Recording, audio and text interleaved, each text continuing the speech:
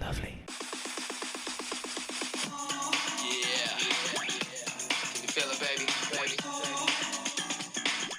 Yo, yo, yo. It's episode number 6 of the Paropod with your boy.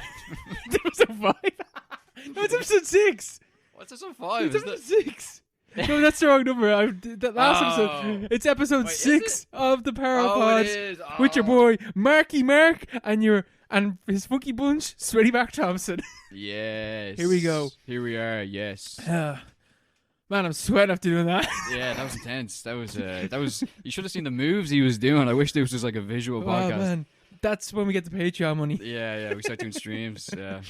Oh god, how are you today? Great. I'm doing great. I'm doing just grand. You know. Just grand. Just loving it. It's a nice cold evening today. I know, it's isn't lovely, it? nice and crisp. It's such a difference to fucking last week. Yeah, I hated the summer. Last week was way too fucking warm. Yeah. I was sick of the summer as well. Yeah. Plus the walk up here. Up here from my house is just a straight uphill. Yeah. It's so annoying. I'm always coming up here sweating, and I'm like about to fall asleep as I start this podcast. Now I felt refreshed straight into the winter air. It was just, I can't wait for us to be doing Halloween podcasts and stuff like that. Yeah, definitely, yeah. Which we actually have to like schedule that properly because these are coming out 2 weeks. Yeah. After, so we have to. Yeah, we'll figure it out. Figure it out anyway. Our calendar, we'll move around our calendar. We'll say to the secretary. Yeah. Yeah. Say to Jamie. Yeah. Our Jamie. Our intern. Yeah. Oh Clear god. some space. What have you been watching this week anyway? Honestly, I don't think I've watched anything Yeah, at all. man, I haven't watched the fuck all this.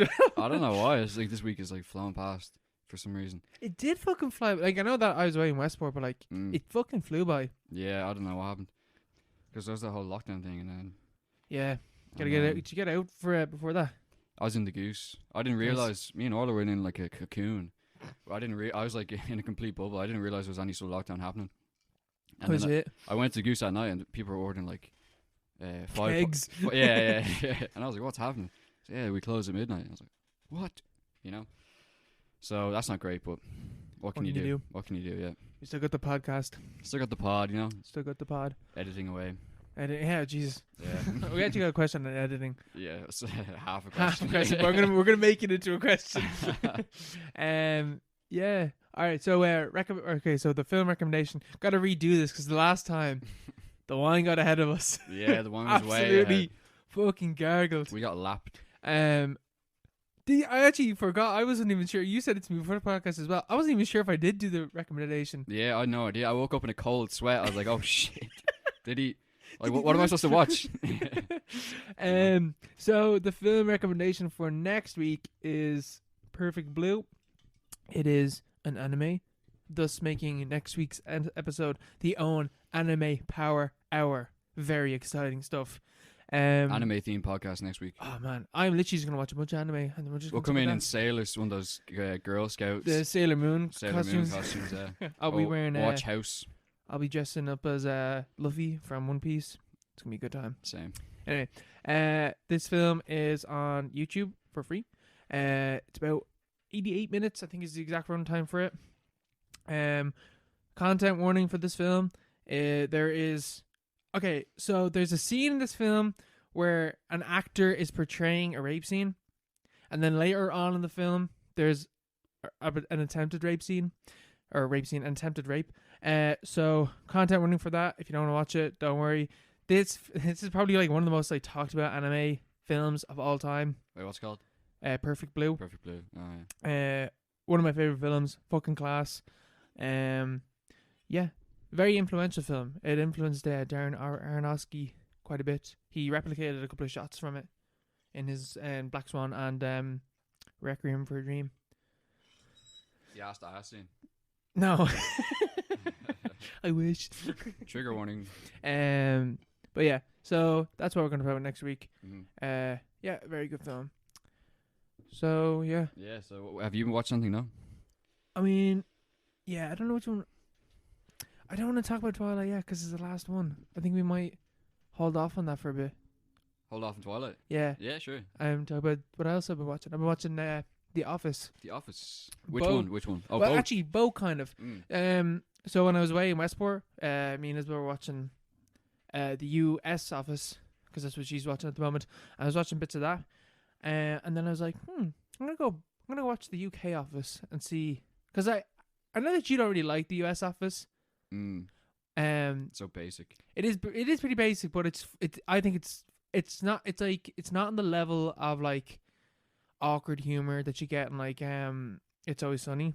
I think It's Only Sunny is probably like one of the most awkward like American shows for that. But I still think it's pretty funny. It's a lot of good bits. Made me chuckle a couple of times per episode. So, you know? Yeah. It's like Parks and Rec. Yeah. It's good. It's something good to have in the background. You know? It is. Yeah, it's a good background show. That's like exactly what it was for. And it does that really well. And then I went back and I watched the UK Office, which I tried to watch a couple of years ago. I watched the first episode and I never went past the first episode. But this time, I now nearly finished. I'm on episode 5. So I just watched the training episode, which is one of the funniest episodes of TV I've ever fucking seen. He has them in a circle. Yeah. It's so with the guitar. funny. Yeah. And the guy's just there, he's like, I'm fucking done. Yeah. And even the bit where like it's just like, what's your ultimate fantasy? And Gareth is like coming in late and he's no idea what they're talking about. Yeah. It's like, Gareth, what's your ultimate fantasy? He's like, what? Anything? I was like, yeah. And it's like 2 girls, sisters, and I'm just watching. Everyone's like, what the fuck? Yeah, it's like so perverted. It's so is that the one where he does he's doing scenarios and he's like a hotel. Yeah. I think there's been a rape up there. Everyone goes silent. It's so good. Like, he just takes it too far, you know. There's like so like with the US Office, like Michael Scott, there is something redeemable about him. Like he's an idiot. Michael Scott. Yeah, he's an idiot and he like makes people uncomfortable or whatever, but he's still kind of lovable. I fucking hate David Brent because he reminds me of people that I know. That's the thing, yeah. Everyone knows a David Brent. Everyone knows a David Brent, and I hate him for it. But it's crazy. He's fucking gas. Yeah, like I'm not a big fan of Ricky Gervais, especially a lot of his recent stuff. No, he's a fucking arsehole at the moment. You have to admire like how he came with this character that no one has, like, you don't really see in any other. No, you don't. Any other show, any other movie. He just came up with this by himself, and it's so influential now. Oh my god, is it? You know, like everyone can relate to it straight away. As soon as you see David Brent, you're like, I know someone. Yeah, like I know that. this guy. You know, it's so good. It's like, especially when you're watching the US or the UK Office now, you're like, oh my god, this has influenced so many shows. Yeah. Like so many shows. Fucking Parks and Rec, Brooklyn Nine-Nine. I'm not 100% sure. Actually, no, I am 100% sure. Yeah. It's Always Sunny is influenced by this. Even Modern Family. Family. The mockumentary style completely. Yeah. Like that whole thing where, like, especially in American sitcoms, like you'll have the thing where the joke will happen and then they look directly into the camera every time. That all started with The Office. Yeah. But in The Office, it's not so obvious. It's sort of subtle. Like, it's not like, because David Brent will say something, and like he's looking at the camera while he's saying it, because you realize he's only saying this because he's in front of the camera. Yeah. He's trying to be funnier. He's looking for your approval. Yeah. And he's just like, he says something about like feminism or whatever, and he looks at the camera and he's like nodding at the camera. He's like, yeah, feminism, whatever. Because like it's like you, and like he's being caught out by the other characters that he actually doesn't care about feminist issues and stuff like that. Oh, there's so many good parts of that. There's so like it just is. Have you seen the one where he gets photoshopped onto the yeah. And he's getting passed around the office. It's like, this is sexism. This is unacceptable in my office. Everyone's just like, and everyone's just like, you're literally part of a boys' club. Yeah. So him and Finchy's hilarious as well. Oh my, he just bullies David. He just goes along with it. Yeah, because he's like a little brother looking for approval from the guy that he thinks is real cool. Yeah. But Finchy's a fucking loser as well. They're both fucking losers. Yeah. There's so many aspects to it. I love the UK Office. Every episode. I absolutely fucking love it. Mm-hmm. It's so good. It's like Father Ted. It's like one of those things you can rewatch every single episode. Yeah, and there's like 14 episodes in total. Yeah, it's really short. It's so short. But it's just so good. Like, and I now more understand what you were talking about before with me about how the US Office is kind of like optimistic over the idea of the workplace. Mm-hmm. Like, Jim moves up in the company, whereas I haven't finished it yet, but I'm assuming that no one moves up in the UK Office. Like they just stay where they are, and they even talk about like how like this is shit. Like I'm working in a fucking paper. I'm a paper salesman. This is fucking awful. Yeah. It's so like the most boring possible job. You sell paper. Yeah. That's not really focused on the American one, you know. Yeah, It's more like, yeah, it is a bit boring, but we're all in this together and stuff like that. It's like in the UK office, it's just like, fucking hell, what are we doing? And it's so, and like the US office is colorful. The UK office is brown, pale, white, beige. That's what I'm looking for. Beige. Yeah. It's a very beige show. It's all very and it adds, boring. it's all like kind of, but the kind of whole message, I guess, of like the workplace environment. Yeah. And even the people are really ugly. Like they're just normal people. Like they don't look like actors. No. There's no like heartthrob. Even Tim's like the version of Jim, but like your man John Krasinski, is that his name? Yeah, John Krasinski. He's like he's fucking hot. He's an A-list actor now. He stars in like blockbusters. Like Martin Freeman is the Hobbit. He was the Hobbit. Yeah, that's all. He's just a normal guy, like, you know. Yeah, he's so young in this as well. Yeah. But he is just like they all look normal. Like even like David Brent compared to Michael Scott. Like Michael Scott is like, it's fucking Steve Carell. You can't get that image out of your head. Like, oh, this is Steve Carell. Yeah. Whereas like when UK Office first came out, I don't know what Ricky Gervais. I don't think Ricky Gervais was in something huge before this. He was a nobody. And now looking back on it, you're like, oh yeah, it's Ricky Gervais, but he plays the character so fucking well. Yeah. And it also adds to the fact that like I don't like Ricky Gervais, so I quite enjoy seeing him playing this fucking pathetic loser. Yeah. But also it's like he's self-aware in a way. He's self-aware, you know? yeah. And so you lose yourself, I think, more into the characters of the UK Office, especially because like Martin Freeman and Ricky Gervais. I don't know who anyone else is in this. That guy, Garth is in Parts of the Caribbean. He's but like I don't know his name. yeah, I don't know what his name is, or even like I've seen Dawn. I've seen her in she's in Shaun of the Dead. Oh yeah. Actually, yeah, I remember that's kind of, I don't know what else she's in. Like that's it, and I don't recognize anyone else. Like anyone else at all. Whereas in the UK office or in the US office, it's all big names. And even like the characters that come in, like the side characters, or whatever. Like fucking what's your one's name from oh my god, what's the film called? What's this? The one where he's stuck in the bed and he's a writer. Misery. Where you one from Kathy Bates. Yeah, she's in the US office. Is she? Yeah, like huge fucking names are in it. Yes, I love the fact it's so grounded. Like it's a perfect take on that sort of, I suppose, like the 21st century idea of like management theories. Yeah, you know, sort of, it's like go get out there, do your best, and the American office takes it seriously, and the UK office is like, this is all a fucking sham. Yeah, the American office joke. has like the idea of the American dream still woven into it, which is like, you know, oh yeah, work hard and you'll make your way up, which is just. The UK office is like, that's complete bollocks. That doesn't happen. This doesn't happen. Yeah. It's just David Brent, like, just making jokes forever, you know. Making jokes forever. Yeah, making awkward jokes. God, he's such an awkward character. Yeah, it's amazing though. You've only seen what, 5 episodes? 4 episodes. 4 episodes. And I fucking love it. It's so good. There's so much ahead.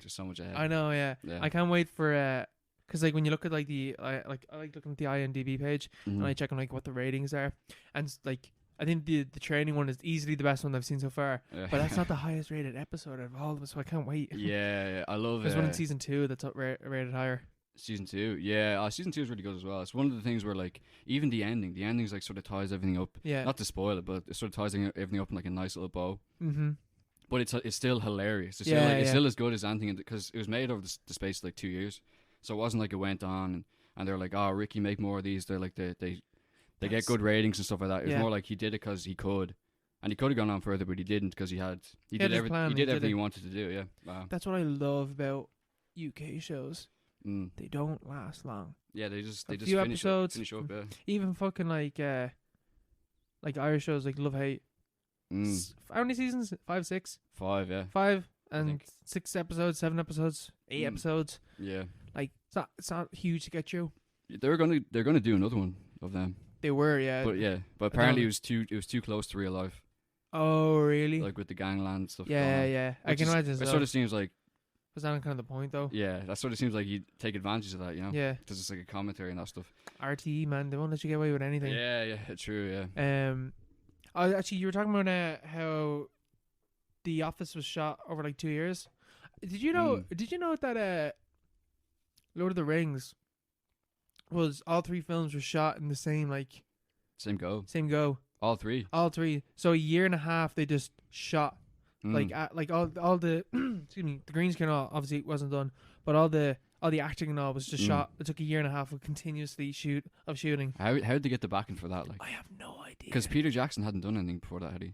You've done a few like horror movies. He's done a few horror movies. Yeah. I have no idea. How did anyone trust him with like what 300 million? Like They wanted him as well to do it as 2 films. But he's well, like, it wouldn't work. Yeah. but he's like, no, this needs to be 3 films. Yeah, It's and a then trilogy. he did the reverse with The Hobbit. It's like, you can make this in 1 movie. He's like, no, I need 3. No, I need 3. I need 2. Even though it's 2 only, trilogies. it's only 1 book. But yeah, and even like with the US office as well, there is like so many good bits in it though as well. Like the character of Creed. Do you know that character? No. It's the old bald man. He is such a fucking weirdo. It's so fucking funny. What's his analogous character in the UK office? Or is he like a main cast member? He's Just not a a random main. guy? He's just random. He's Alright. he's part of like the office space, but he's not. He doesn't have a desk. no, he does have a desk, but he's not in the UK office. Oh, he's just there. Like, He's just there. He's like a new kind of character. Mm. Because like even when I'm watching now, I'm like, okay, so Gareth is Dwight, Tim is Jim, Michael is David Brent, Don is Pam. and then I'm like, okay, background characters.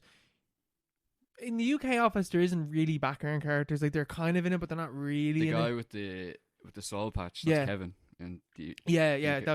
Or did you say that already? No, I didn't say that. But that's definitely Kevin. Yeah. But Uh-huh. then like I don't know who the like what's her name? She's got a weird name in the US office. The older woman. In the US office? Yeah. I don't know. I don't know. She doesn't have a Italian character in the UK. office, But anyway, I just realized I'm still playing music from my phone from the start. Bit of background music. A bit of background, a bit of tunes in the background. It's a bit where like they're like playing a game like and acting like a murder, and he comes in late and he's like, "Oh, sorry, boss, I was doing something," and Michael Scott is he's like playing a character. She's like, "Oh, how did there, Creed? There's been a murder. Do you know what it is?" I've seen and this he's just before, like, yeah. "Oh, okay, yeah, no, I'll be right back." And he's fucking legging it out to his car, and you just hear him like pulling out and like going away. There's so many good bits like that. He's just like a psychopath. Yeah, but like a contained psychopath. Like he's not like bursting into the scene. Yeah, He's like a fucking It's Always Sunny character basically. But yeah, very very good. I'm enjoying. I think as well. I will watch the US Office, not entirely because it's long. It's isn't it? long. It's It's like like 10 seasons, isn't it? it's like 188 episodes or something like that. Fuck It's very that. long. Fuck that. I might watch like a couple seasons. Yeah, sure. The last Office episode is a Christmas episode. Oh So- yeah. So it'll be, if you watch it, if you time it right, it'll be timed up for the season. It's very wholesome Christmas episode as well. Christmas is well It's like 3 months away. 3 months away. I'm gonna watch. Do you not feel the season already? I feel the season. I'm feeling spooky season at the moment. This will be coming out in October, This thing will be coming out in October. Yeah, there you go. But, Spooky season, yeah, exactly, yeah. Jesus, it's nearly Christmas time when this is coming out. Is next episode our Halloween episode then? What? No, this is 2 weeks, isn't it? So it'll be two more episodes. 2 more I episodes. think. Is it? Yeah, it is something like that. Oh shit. Whoops. Yeah, no, it is something like that though. But I think as well that the UK office it's kind of in the vein of like In-Betweeners. Did you watch In-Betweeners? Yeah. What do you think of In-Betweeners? I like it, yeah. But it's not as funny I as can't the UK remember Office. Yeah, I can't remember too much. I remember like the holiday camp stuff and Yeah, when the teacher comes in. yeah, he's, like, yeah. rubbing his leg Yeah, off. yeah. And there's like, I think it's the finale where they're at the dance. I don't remember too much of it, to I be don't honest. remember any of it. I just remember And they went lines. from it. camping. Yeah. Yeah. But yeah, the UK office is far superior. Definitely, yeah. I think the UK office is like one of the best. I think it's the Britain's greatest contribution to global culture the past 25 years. It's such a bold statement, but I'm also kind of like, no, absolutely. It But I'm perfectly thinking- captures that sort of Blairite postmodern nihilism. It's like, Yeah. this is never going to end. We've reached the end, and this is how it is, and it's awful. It's like, we're never going to get out of this. This can't get any worse, but it also can't get any better. yeah, no, because like That's what I think. It's no, but it's even when you said that, it's like, it perfectly captures that and the influence this show has had. Everywhere. on everything, on Everything, yeah. comedy after is fucking ridiculous. Absolutely, yeah. Any fucking mockumentary show, this like and that handheld like quick zooming in and stuff like that Wasn't done. wasn't done until this. Especially, I think a lot of it does come from like the US office, but there would be no US office with the UK office. No. Well, do you see that they copied the first season of the US office is just the plagiarized version of the UK Yeah, office. they even do like the stop putting my stuff in jelly. Yeah. They even do that. Yeah. And even because I was seeing like clips of that and from one of the episodes of the US office, and I was like, I can only imagine that they changed the character of Jim from Tim, because Jim, from where I was watching from, wouldn't be sticking people's fucking staplers in jelly. Jim. Why not? Because he's not like that anymore. He's more like a wholesome kind of character. He's not like playing pranks like Tim does and stuff like that. Yeah. Especially because where I was watching from, he became a manager. Yeah, that's the thing. So, he became a manager. He moved up. And then he moved back down. Yeah, but anyway. Tim, well, I don't want to spoil it. Well, would I spoil it? Yeah, go ahead. Yeah, it's fine. Tim gets offered the manager's position, but he says no because it's this is I want to do something with my life. That's basically what he says, and they're like, all right, fair enough, and they offered it. It goes to someone else. To Gareth. Yeah, it goes to Gareth. It literally goes to Gareth, and it comes back a few years later, and Gareth is is managing Jim or Tim. It just doubles down on the whole like there's no way out kind of vibe, you know. It's like Gareth isn't in charge of Tim, in charge of an office. It's like there's no justice in this world, like, you know. Oh yeah, no, I can't wait to watch more of it. I can't wait to watch it. Yeah, there's so many shows I want to watch at the moment, and I like, especially because like, man, we talk about some fucking heavy shit on this. Yeah, we do. So I need like interspersed with like, we need more good vibes. Yeah, shows. I think the next thing we recommend should be more lighthearted. Yeah. I mean, we're talking about rape warnings every other episode. It's the two things I fucking recommended. Yeah. I need to stop with that shit. Yeah, that's the last time we're doing that. I promise I'm gonna. Not the last, but like, you know, for a while, it'll be last. But yeah, another thing I watched on the weekend: Twilight, Breaking Dawn, Part 2, the final chapter in the Twilight saga. The finale that lives forever. Ah, man. This fucking film.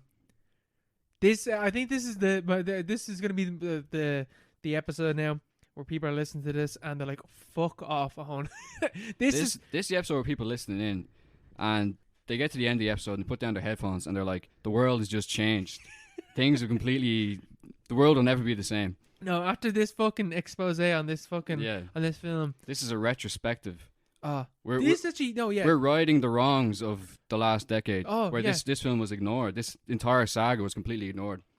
It was diminished. Glad. It was slandered. I have like people coming to me and just sounding like Kotzi. He came to me, he's like, I actually think I might watch it. Yeah. And shout out to Kira Byrne. She said that she was gonna start watching it. Yeah, all my family and friends are saying like, yeah, I'm back on the Twilight bus. Because like, especially Twilight is back now because of Robert Pattinson. He's revived it. He's resurrected it in a way from beyond the grave. And thank God that we hopped into this when we did, because that was not intentional, but he's after bringing it back. He started this. But yeah. Go on, Parapod or Pats. Oh my God, please, or Pat, if you're listening to this, let's DM him. We'll get you a can. You can sit down with us. A single can. I'll tell you that Tenet wasn't that good. Tenet is shite, man. No offense. It was a bit shy. No offense, Robert. But alright, so I love when sequels start immediately after where the first part like finished off, right? So end of part 1, Bella opens her eyes, and part 2 starts with her their eyes open and she's looking around and it's focusing up on things because she's a vampire now. She's a vampire. And she's like seeing like the pores in people's skin, and she's like looking over there and she's seeing like the flecks of dust coming down, and she's seeing them like super zoomed up and stuff like that. And I was like, that's class. I fucking love when films do that. And I was not expecting that. I was expecting a fucking flashback or something in this one. But no, it starts off immediately after part 1. And I love it. I fucking love it. We then get arguably my favorite scene in the entire saga, where Bella wakes up and all, and she's like, "Oh, I'm really right." Immediately, I'm really full. she wants to fuck Edward like straight away. What? She like this is my favorite scene, but it just have to This come is back your to me. favorite scene, you This- perv. My favorite scene comes after this, but she like pulls Edward in, and she's a newborn vampire, so she's really, really, really strong. Yeah. No, it's not horny. She's really, really strong. Yeah. Like she's stronger than Edward is. So she's like throws him in, and he's like, "Oh, careful! Like you're the one that has to be careful about breaking me now." And she's like, Hot. she's obviously super horny now because she's like, "Now we can fuck. Yeah. Now we can fuck properly, and you don't have to worry about The lengths people will breaking go me. to, you know? The lengths. anything to get your hole, man. I swear to God." The lengths I've gone to get my hole, man. Had a baby, turned yourself into a vampire. Anything, especially for Orpat. And then, so then we got my favorite scene, which is Bella's like hungry and she has to go out and hunting. And this is my favorite scene in any of these films because the green screen has not improved. In fact, it's arguably gotten worse from the very first film. And they're running and it looks like shit, but it's so fucking funny. Like, they're literally like Muppet characters running on the spot. And like Yeah. things are just going past them really quickly. And the green screen's not good whatsoever. Why do they have to go hunting? Why can't they just like buy meat? She's hungry. Alright. So she has to go out and hunt like a deer or whatever. But also she's like, "Oh my God, I can fly. I can fly," basically. So she's like running around really quickly. I can fly. And like she jumps, and then so she's about to like get a deer or something, and then she can smell blood from a climber on a rock like miles away. And she hauls ass over to the fucking cliff to like, and starts like climbing up the cliff with her bare hands, like sticking them into rocks and just like climbing up them. It's fucking gas. Yeah. And it doesn't look good whatsoever. It's not convincing whatsoever. And then she's like, and she gets up and she's like about to like jump up and get him. And then Edward's just like, "Stop, Bella, no." And she's like, "Oh, fine." Fine. Fine. And she's like, "I gotta get out of here." And he's like, "Okay, I'll help you." And she just jumps off the cliff. What? Because she's a vampire. Oh, yeah. She can do what she wants. So she just jumps off, and he's just like, "Oh, I guess I don't have to." And I was like, that was fucking gas. Yeah. Especially the bit where like they're running through the forest and all, and Robert Pattinson, you just hear him go, "Whoop!" You go, girl. Woo! My girlfriend's a vampire. Well, actually, my wife at this age is a Yeah. vampire. That's mad. It's fucking gas. Each thing I said there was a point, by the way. That was A point. everything- Every word. every word there was a point. So we're like, I don't know, We're way ahead. we're of like the 2 game minutes into a point. 2 minutes worth of point, and then we get to see the baby, The baby, Renesmee. Renesmee, Gee bless her. arguably worse CGI than part one, Mm. which only makes it better because I thought that Renesmee in this was the weird baby. Did you ever see the doll that they had? Yeah. The baby. She is the baby. No. So I thought they were going to use the doll for The Renesmee entire time. the entire time. Oh. And I was like, that looks like shit. I can't wait to see that in the film. But they CGI'd over the face because it looked awful. Yeah. It looked so bad. What do they call it? They call it like Chuck Esme, as in Chucky.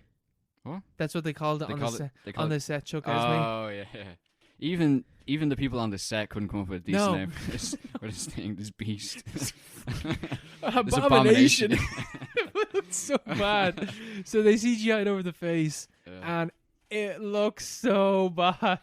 Like even like because I Is this can't when remember. she's morphing from baby into like, because she ages Extreme, rapidly?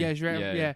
And like, yeah, we'll get to that because I thought that the CGI baby in this one was fucking gas because it looked way worse than the first one. And they're like, "Oh my God, my beautiful baby," and the baby's like has this weird blank expression on its face because it's Relatable. fucking CGI. I don't understand why they didn't get a fucking actual baby. Well, I don't know. There's no reason for it. Well, it's supposed to be like a superhuman baby. Like it was bursting out of her A chest. fucking built baby. Yeah, some hench baby. Just fill up with roids. stick it on the behind the camera. Yeah, that's worth it. Yeah, absolutely. But I don't know. What they did anyway was just a travesty. They could have definitely come up with something better than that. Oh, there's so many. How much did this film cost to make? You know, I have no. I say I had a budget. Surely they could have paid someone I say I had a budget. to come up with something else. And then, so now, right, I was very disappointed in the sex scene from part one. Mm. Part two, delivers. My God, does it. Like, we get What's it like? we have full on sensual vampire sex Unsimulated vampire sex. to the point where there's a shot of Bella's face when she's coming, and there's like sparkles around her face. What? Why? Because that's how it feels. It feels like sparkles on your face. What? Why for vampires? What? I don't know. I don't know. It's so stupid. Jesus. Oh God, I like. So what does Edward do? Well, Edward's just, Is he sparkling as well? No, we don't get. I was actually very disappointed. I thought we were gonna see sparkly Robert Pattinson face, but we don't. We don't. We just see Bella's face. Yeah. And then afterwards, they're like lying down by the fire. They started off in the bed and they just moved around the gaff basically. Oh, I remember that. Yeah, actually. Yeah. They're lying by the fire, and basically Bella's just like going like, "Oh yeah, we don't have to sleep or eat or drink or we never get tired. We can just do this constantly." And Edward's like, "Oh, don't tempt me." So it's like, all right, I That's guess where all the vampires are in the real world. in the real world, yeah, they're just like they're just Constantly having sex. But even like, because like now it's like, oh, okay, so Edward, you are a fucking horn dog. So you were clearly lying in your threat this series when you said that you didn't ride before. I'm a virgin. Yeah, all right. My All right, bollocks. Ed. I see what I see you. I see what you're doing here. So that was fucking gas, and they're just like talking about how much they're gonna fuck now because they're both vampires. It's so stupid. Young love. And then after that, then we get an arm wrestling scene between Emma and Bella. And that was so fucking funny because like they're all just like, "Oh, Emma, she's gonna beat you," and Emma's like, "No, she's not," because Emma's the jock one, The jock vampire. and he slams down his big, massive, beefy arm, and they start like arm wrestling, and Bella fucking destroys him, and then she kicks apart the boulder that they were using, So aggressive. and everyone's just like, "Woo, woo, go Bella, You go, girl." And meanwhile, Emma's like, "All right, fair folks, I guess you were stronger than me." And then right now, this is where the film kind of like takes a turn here, right? Because Jacob comes back into it at this stage. Count me out. Right? And It's going so well. It was going so well. And then Jacob comes back in. And Bella kicks the shit out of him. As Jacob. See, because he imprinted on her daughter. Yeah, I would as well, wouldn't you? And Edward's just like, "Oh no, you got it." He said it's all right. And he's like, she's proper kicking the shit out of him. Yeah. And then she kicks the shit out of Seth as well. It's like the other werewolf. She like chucks him across the fucking forest basically, because he like got in the way basically. And Jacob's like, "It's not what you think. It's not like that." And What? it's just like, It's so like, I've heard it all before, Jacob. Straight in the fucking clink. Straight to the joy, man. This is what they all say. Yeah. It's a real love. No, because he's like, Yeah, he explains, doesn't he? Yeah. he tries to. Yeah. She's like, it's a dog thing basically, and she's like, You "Shut!" dirty I know dog. he's like a wolf thing, whatever. And Bella's just having none of it. She's kicking the shit out of him, and then eventually they just get over it basically, and she just accepts that Jacob wants to fuck her daughter. Basically, is how she accepts it now. Fuck. It's fucked. It's fucked, and she's literally like, "It's my baby," like. Yeah. And Jacob's like, "Oh, too bad." Oh yeah, it's literally all about Jacob. The entire series is all about him. Even the girl he loves the most, she's like, "I don't want you to imprint on my child," and he's like, "Too bad." It's like, I've already done it. I've already done it. Tough shit. Yeah. I can't help it. I can't help it. It's So stupid. Oh God. But yeah. That's bad out. And then after that, because they're like talking about like, "Oh, what are we gonna do about his dad? Like, what are we gonna do?" And Jacob takes it upon himself. He doesn't know at this point, does he, Charlie? Charlie doesn't know. So Jacob takes it upon himself to go to Charlie and tell him that something's weird is up. He's like, "I can't tell you what's wrong with Bella, but I can show you something." And he's I'd rather you didn't, Jacob. strips off naked. What? And it turns to a wolf. Is that like a euphemism or something? And Charlie's just like, "You really don't have to do this." He's like, "Jacob, please stop." And Jacob's like, "No, come on, man. It's okay. It's not what you think." It's like, "This is what you said to Bella." Oh my God. should have stuck a content warning before this episode. What? Jacob is literally gone full pedo. Oh my god. It's so fucking funny. Because he was like, Charlie's a cop. Yeah, he's exposing himself He's to a cop supposed to in his police gaff. officer in his gaff. And then he turns into a wolf. What a king move, like. Oh, it's so fucking funny. And then Jacob, you don't have to do this. you don't have, like, this is so unnecessary. But I was like, Charlie, I want to fuck your granddaughter. I want to fuck you, your daughter, and your. But I don't understand as well is that like this is the first time where Jacob's taken off. Like he normally just takes off his shirt and then transforms into a wolf. No, he literally takes off everything. He's down to his boxers, and then he turns into a wolf.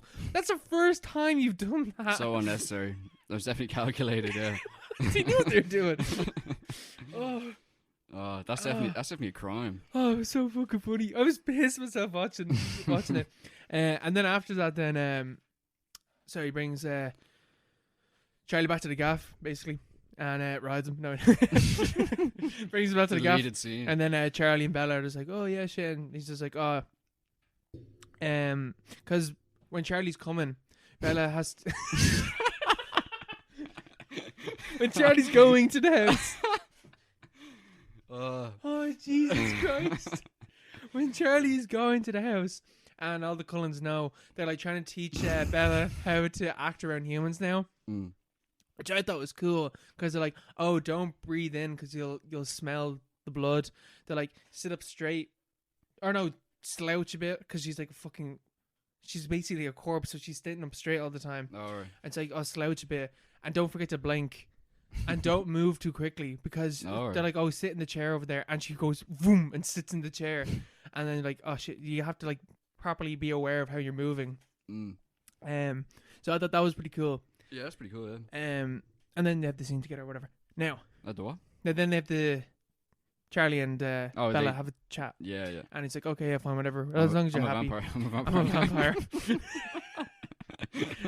That's the whole thing that they can't tell him that she's a vampire because then the Volturi will come after him.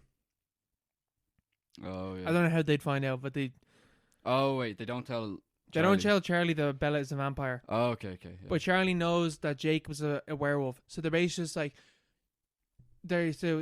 Charlie walks in, he's like, you don't turn into an animal like him, do you? And she's like, no, I don't. And he's like, okay, cool. So he knows that there's something supernatural going on, but he doesn't know exactly what it is. Read the subtext, Charlie. Yeah. Look around, bro. They're all clearly vampires. Yeah. Carlisle is the most obvious vampire ever. This man's supposed to be like a detective or whatever. He's a fucking cop. So no, the CGI girl face, like when Renesmee's growing up, that looked shit. I was actually kind of annoyed because like that's kind of not necessary. Why is the fucking like she's like 5 or 6 or whatever, or 7 or 8, whatever the fucking age she's meant to be, and they've CGI'd her face. Yeah. Because she's a baby, and then they CGI her face, and then she's. Yeah, they had the actress for the old one. The actress. And they just do you know who mixed that it. actress is? She's famous now. She's in Interstellar. Yeah. She plays Murph in it. Murph, Yeah. Murph, yeah. Yeah. So yeah, I thought that was kind of pointless because they could have just like. I feel like if you can make hobbits in a film, you can make a little girl look a little bit younger. You know what I mean? Like you can manage or you around just get that. a lookalike. Or a lookalike. You know? It wouldn't have been that big of a deal. Yeah. So I thought that was a bit stupid. They have a Snapchat filter for now, you know? Yeah, exactly. Baby Surely face. they had that tech back in the day. Surely.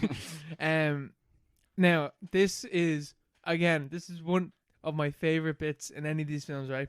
So Rami Malek is in this film.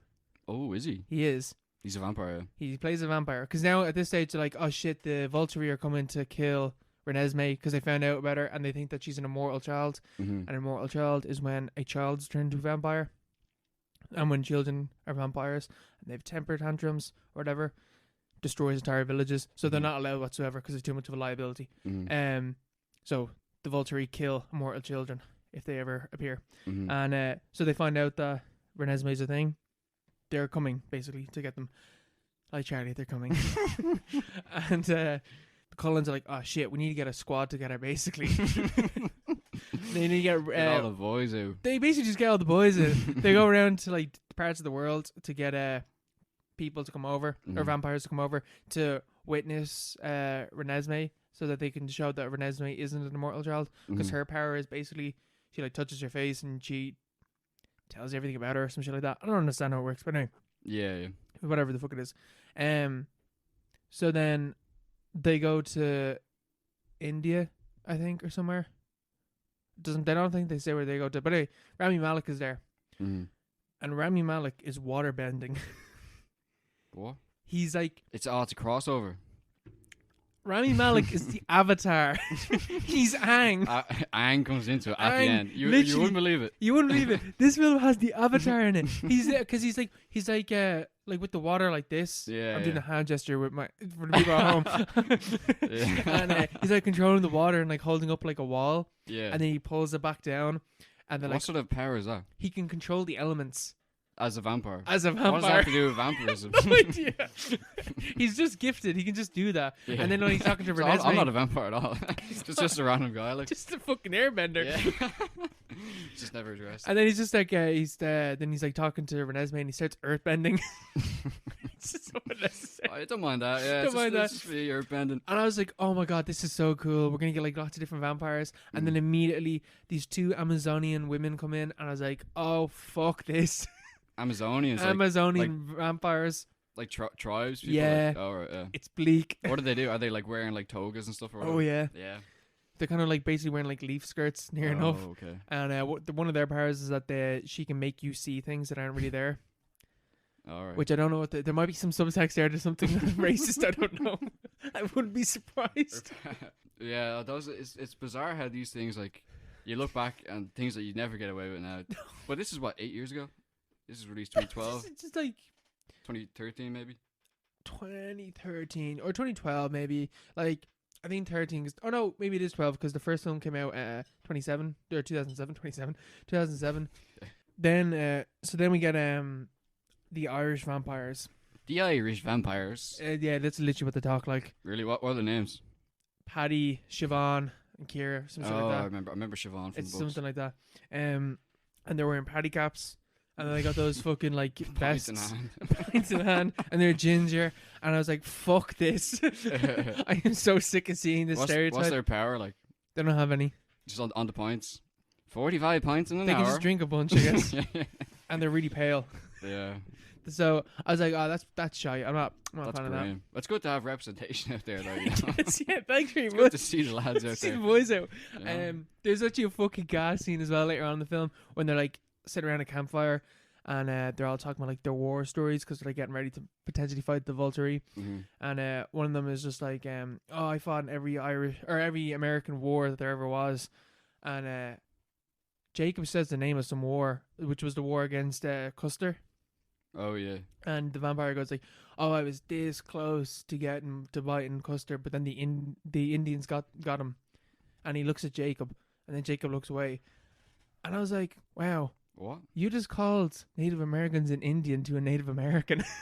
Like straight to his face. And he didn't say anything back to you. Because Jacob's the one who killed Custer. No, well, maybe. I wish. No, obviously not. I wish he did, though. Yeah. And then they're all talking about their war stories. And then it cuts to the Irish guy. And the Irish guy's like, "No one fights like the Irish." He's like, "No one rebels like the Irish." And it's like, "Oh, what war did you fight?" And he's like, "The 12-year war." What? It's just like... I was like, no one rebels like the Irish. And then they're just like, "Oh, yeah, but you lost that war." And he's just like, "Yeah, but no one rebels like the Irish." It's like, that's his defense to losing. And it's like, I've lost every war I fought in. I lost every war that I fought in. They're just like, "Why are you here?" Just a ram, man. Yeah. Yeah. What war did you fight in? He just sticks on a balaclava. Yeah. He just bombs cars, like. That's great. So yeah, and at this stage, like they're playing more of the music, and I was like, man, these two films have such shit music. Out of all the films, part 1 and part 2 of Breaking Dawn have the worst music by a mile. Eclipse had the best music. Oh no, man, I'm pretty sure New Moon did. I've heard a lot of people talk about New Moon's soundtrack. Maybe, but this one's shite. This one's bad. Now, this is where it gets controversial, right? You know the fight scene in this film at the end? Yeah, with the Volturi. Volturi, right? Yeah. Now, I knew going into this film that it was all a vision. Spoiler alert. That was all a vision. Yeah, yeah. And then it didn't actually happen. Yeah. So I wasn't as disappointed as a lot of people, I assume, that didn't read the books or It's anything. like a famous thing. Yeah. So I was like, all right, so this is where it becomes the vision. Mm-hmm. I fucking loved it. The fight The fight. where your one gets beheaded midair. Oh man, Yeah, there's yeah. so much good shit. Mm. And fucking Rami Malek, the Avatar, he opens up the earth Mm. and like people are falling into fucking lava and shit. Yeah, yeah. And then another. This is like one of the. This I give a point for. This is for the whole fight scene, but this one in particular, that the blonde-haired Volturi dude gets caught by like 3 vampires, and they rip him. They rip his head off from the jaw, like Yeah. his cheeks and all start ripping, and then they pull off his head. What? And I was like, I can't believe this film had that type of shit in it. Yeah, because I remember the beheading, and I was like, at the time, I was like, whenever I watched it, I was like, that's mad. I haven't seen that in a film Yeah, before, because I was like 13 or there's 14. loads of beheadings in this. Yeah, yeah. But yeah, I couldn't remember any of that And the stuff. other dude as well, the kind of like older Volturi dude, he's like standing there and he's like, oh, finally, I'm gonna die. And 2 dudes just run past and rip off his arms and then basically smash his head in with his fucking arms, basically, is what they do. With his arms. It's like, Jesus Christ. Jesus. And fucking Jasper gets fucked up. Yeah. Gets ripped apart. And then the Jane, like the Volturi vampire who's like telekinesis, whatever the fuck she has, she gets absolutely mauled by a fucking wolf. And I was like, this is what I wanted. This is class. Too bad Carlisle died, but you know what? That's fine. I can deal with that. Don't need him. Don't need him. And then, it's all a vision. But I actually kind of like that it was a vision, to be honest. I kind of like that. Why? It's such an anticlimax. It is. This is like, the film is very anticlimactic in that sense. But I was like, that's kind of cool. Because, like, it starts and ends with Arrow. Like, it ends with Arrow's head being cut off. And then the last thing, his, like, eyes are closing.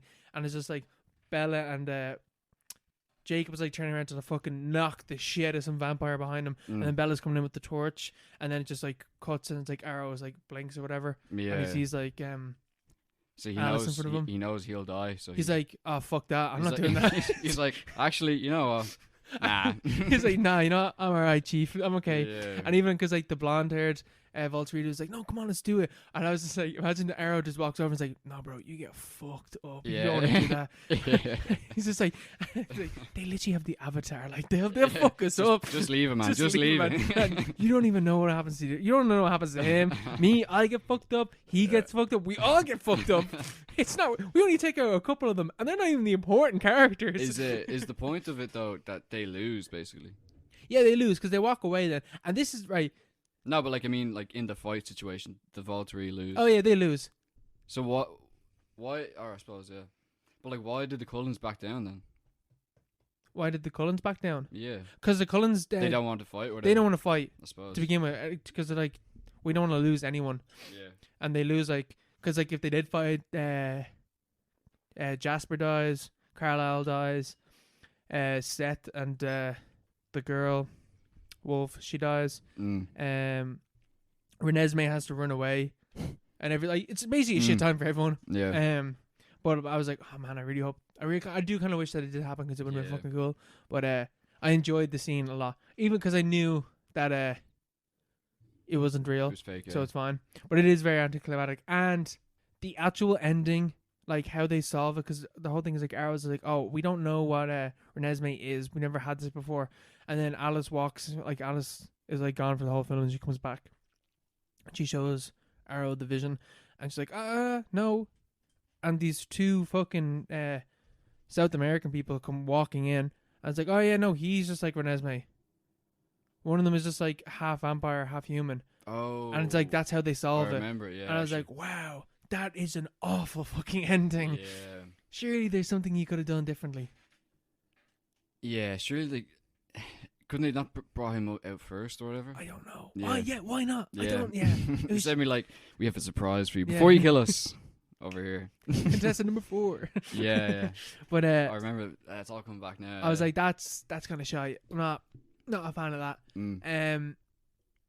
And then then one of the last things that you see is Alice looking at Bella and Edward and Jacob and Renesmee, and she has a vision of the future, and it's all four of them on like on the beach playing around or whatever, and it's like two different couples, and it's like that's fucking weird because imagine Playing around.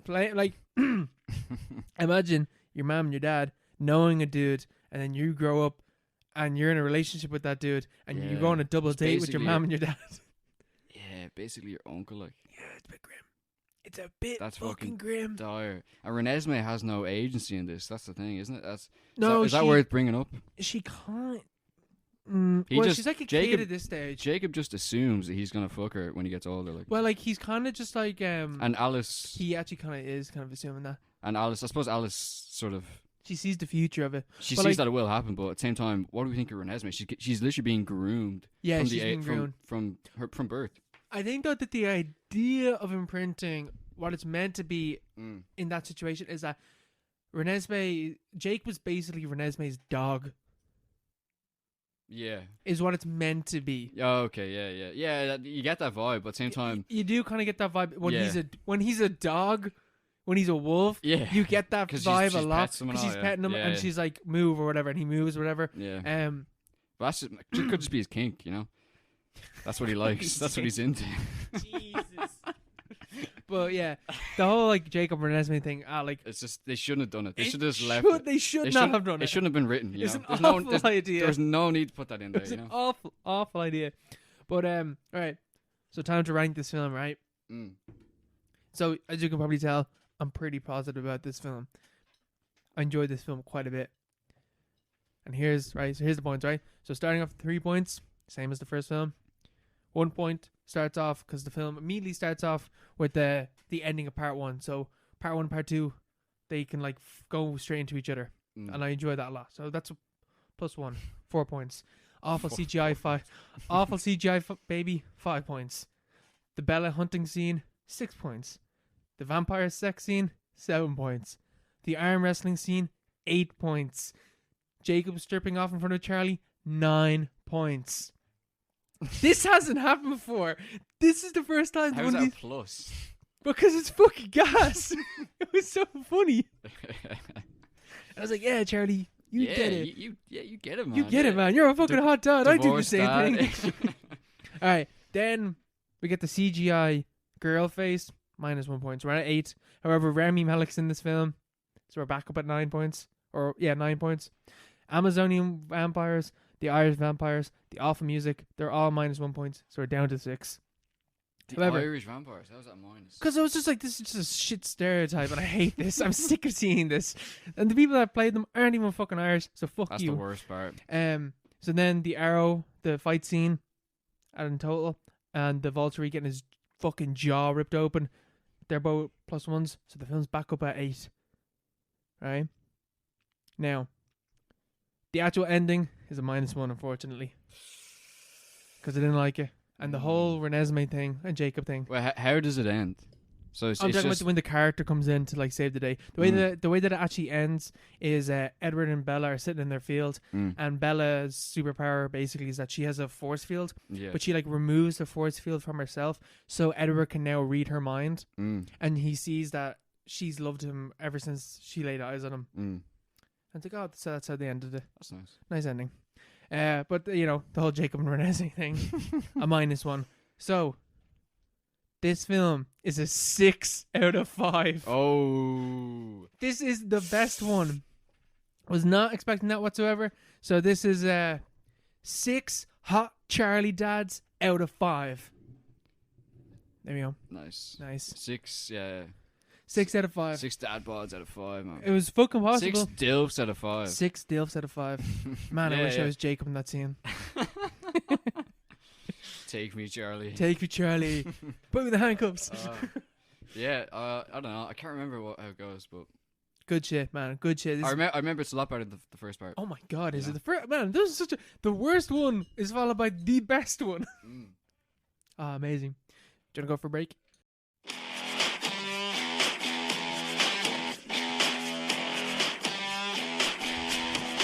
Welcome back to the Paro Pod. We're back after a brief break. What? To quote a great man, Edward, Well, of course, this is a vampire themed episode. Yes. So we have to honor this with maybe expand upon the vampire as a cultural icon in itself. You know, the different movies. We're from Dublin.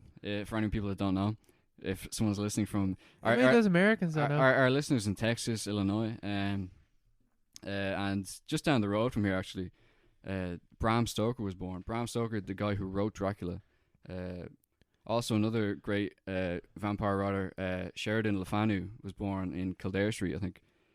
So we are in like a hot spot of vampirism here in Dublin. The vampire is Irish, isn't it? Well, it's like an ancient sort of myth. But Or like modern day vampire. It was formalised definitely in Ireland, yeah. Yeah. Sick. Yeah. So what do you know about Dracula? Like Bram Stoker's Dracula? Dracula, I know he's this creepy dude who lives in the castle in Transylvania, basically. Yeah. Everyone knows the story. Everyone knows the story. Everyone knows the story of Dracula. He's basically moved beyond, almost relates to what we were talking about last week. He's moved beyond like a character in himself. He's just an icon. He's like an icon. he's like a vector for like all these different meanings that you can throw onto him. Yep. And from a more, I don't know, deconstructionist point of view, he's like a representation of like. Because like Bram Stoker wrote this. Man, I think I could have this wrong. I have this image in my head that this is what it is. That he was writing this during the famine. Or it came out. He grew up in the famine. He grew up in the famine, During yeah. the famine. And he wrote it in 1890s, I think. So that's what he's talking about. Is like when he's talking about Dracula, he's talking about someone that sucks the life force out of other people. Brits. He's talking about the Brits. Dracula is that thing is like Bram Stoker was a Brit, basically. Yeah, but he's talking about like the Anglo-Irish aristocracy and stuff like that. Yeah, definitely. That's who Dracula was. Yeah, Dracula's like this immortal being. It's like always in stasis, like a life without death. Just the sort of ideal of conservatism that maybe the Anglo-Irish aristocracy would aspire to. People like Yeats. Yeah. Or like Stoker himself, or like there's loads of different examples. But even the fact that like he can't see himself in a mirror, it's like this thing. He's never reflected back. There's no feedback onto him. He just exists for himself, in himself. Like Empire itself, maybe the British Empire itself. Exactly. Yeah. It's Stuff just like that. I don't know. He's like a monolith out of time. You know. There's no sort of. And he's alone. There's no by himself. Yeah. There's no interaction with the outside world. Yeah. It's a huge sort of touchstone for culture, especially in the modern world. Oh, huge. You know, hugely influential. All the different films you have, like maybe I think the first Dracula film or the first vampire film was Nosferatu. Yeah, have you ever seen that? Yeah, I watched it on Netflix I watched years bits ago. of it. I haven't watched the full thing though, but I don't think it's on Netflix anymore. But you know, that's where I watched the first as well. When when Netflix basically first came out here, anyway, I think that was like one of the first films that was on it. Ages ago, yeah. Well, yeah, I remember watching bits of it. I always remember him from SpongeBob. Yeah, man, I watched that. Yeah, I watched that episode when I was a kid, and I remembered as soon as I saw that part, I was like, I'm not going to be able to sleep for like a few weeks. I was like, this is going to be burned into my mind. I remember seeing that when I was younger, and I was like, what the fuck? That's clearly something. I don't know what that is, though, because that's so... It terrified me. And it's so obscure, and they're like, Nosferatu, and I was like, he is clearly something, but I don't know what he is. That scared me, because I knew I knew it was something, but I didn't know what it was.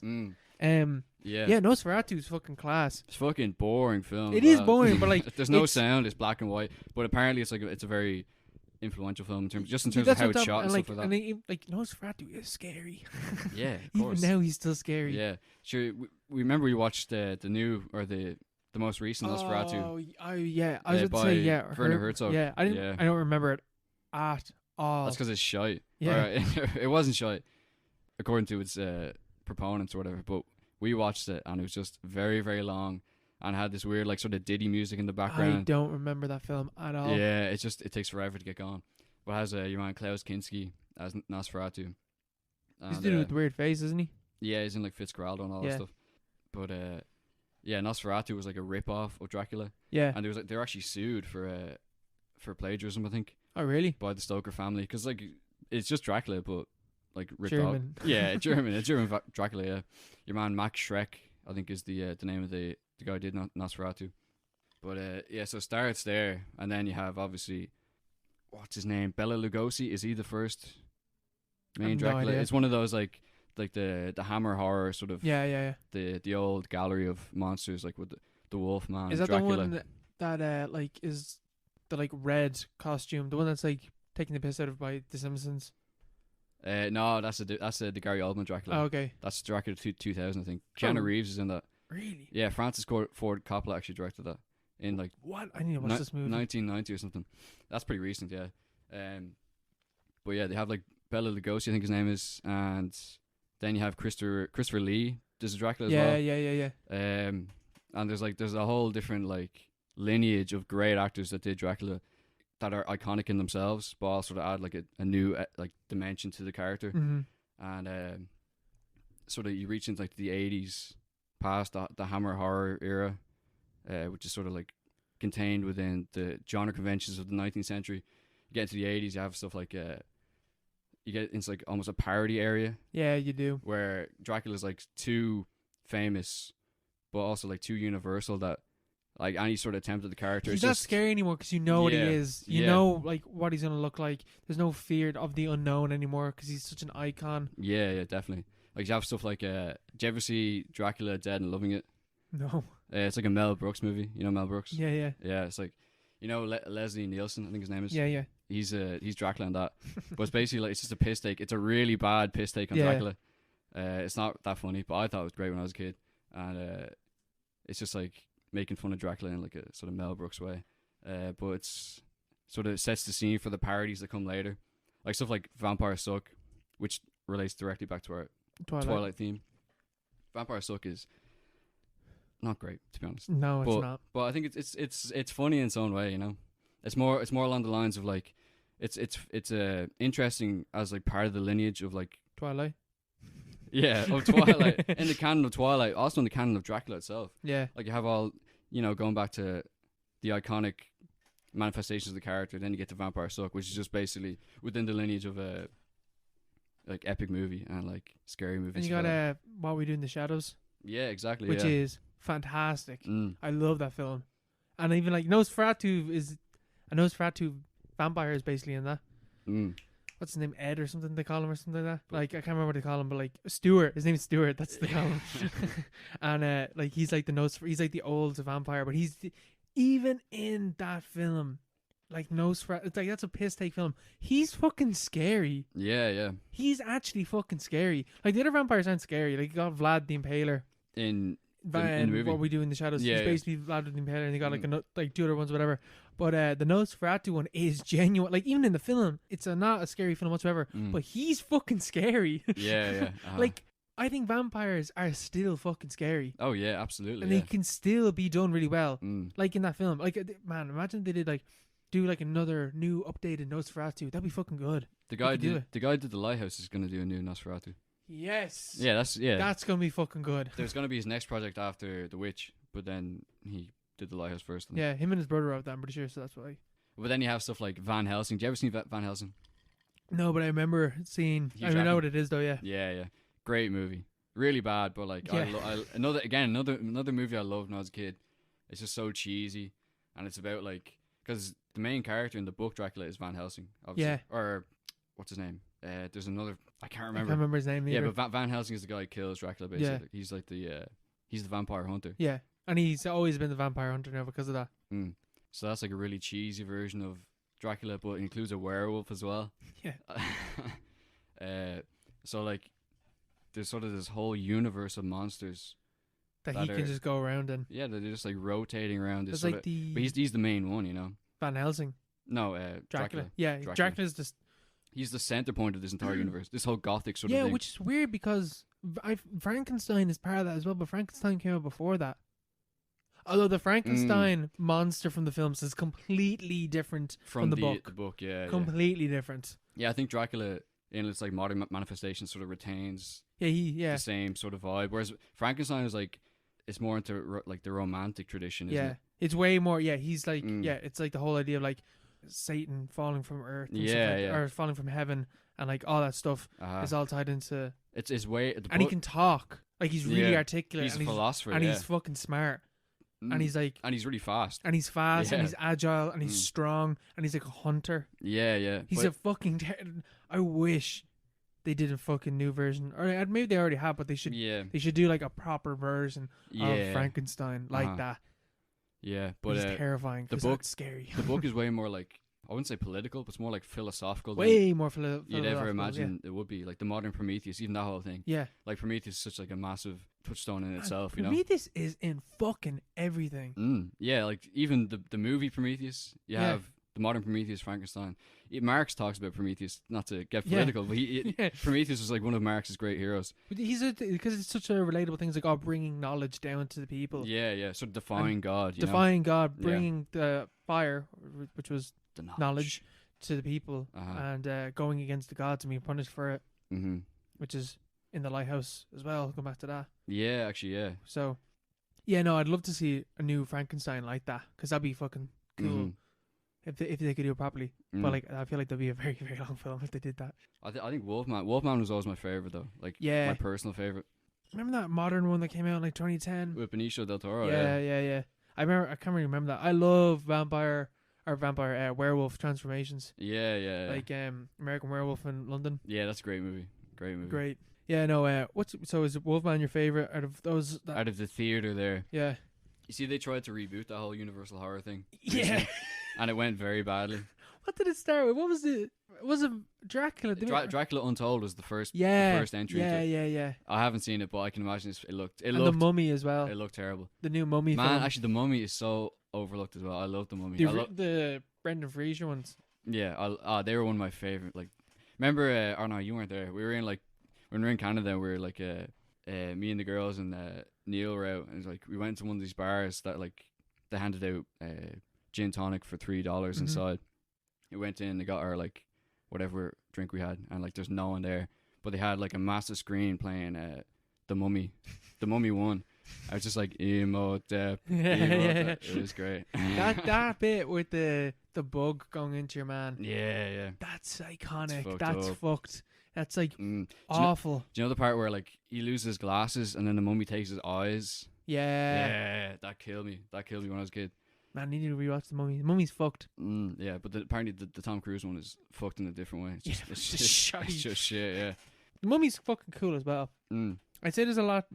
Just thinking about it now, it's probably stuff about like Egyptian culture, like the forgotten, the other, but like the whole thing, like the forgotten other coming back to get us or some shit like that. Yeah. There's the whole thing in there, you know, like Dracula. Where did the Mummy come from? What do you mean? Like the idea of the Mummy. The idea, well, like Tutankhamun was uncovered in like the 1920s, so there's a whole craze after that. Yeah, and then there's a mummy movie in like part of that whole Hammer horror yoke. So there's no like Universal horror literature about it. Like, no, I don't think so. No. Yeah, I was just wondering. Sorry, go on. Read something about Dracula. Oh yeah. Like vampires are like this idea of like life without death. Yeah. Like mummies, like this death with life. Oh. And then you have zombies, which are like death or life without agency. Like you're just a. Mummies are basically zombies. Basically zombies, but like you have like the mummy in the mummy can think and he can talk and he can like, whereas zombies are just sort of base.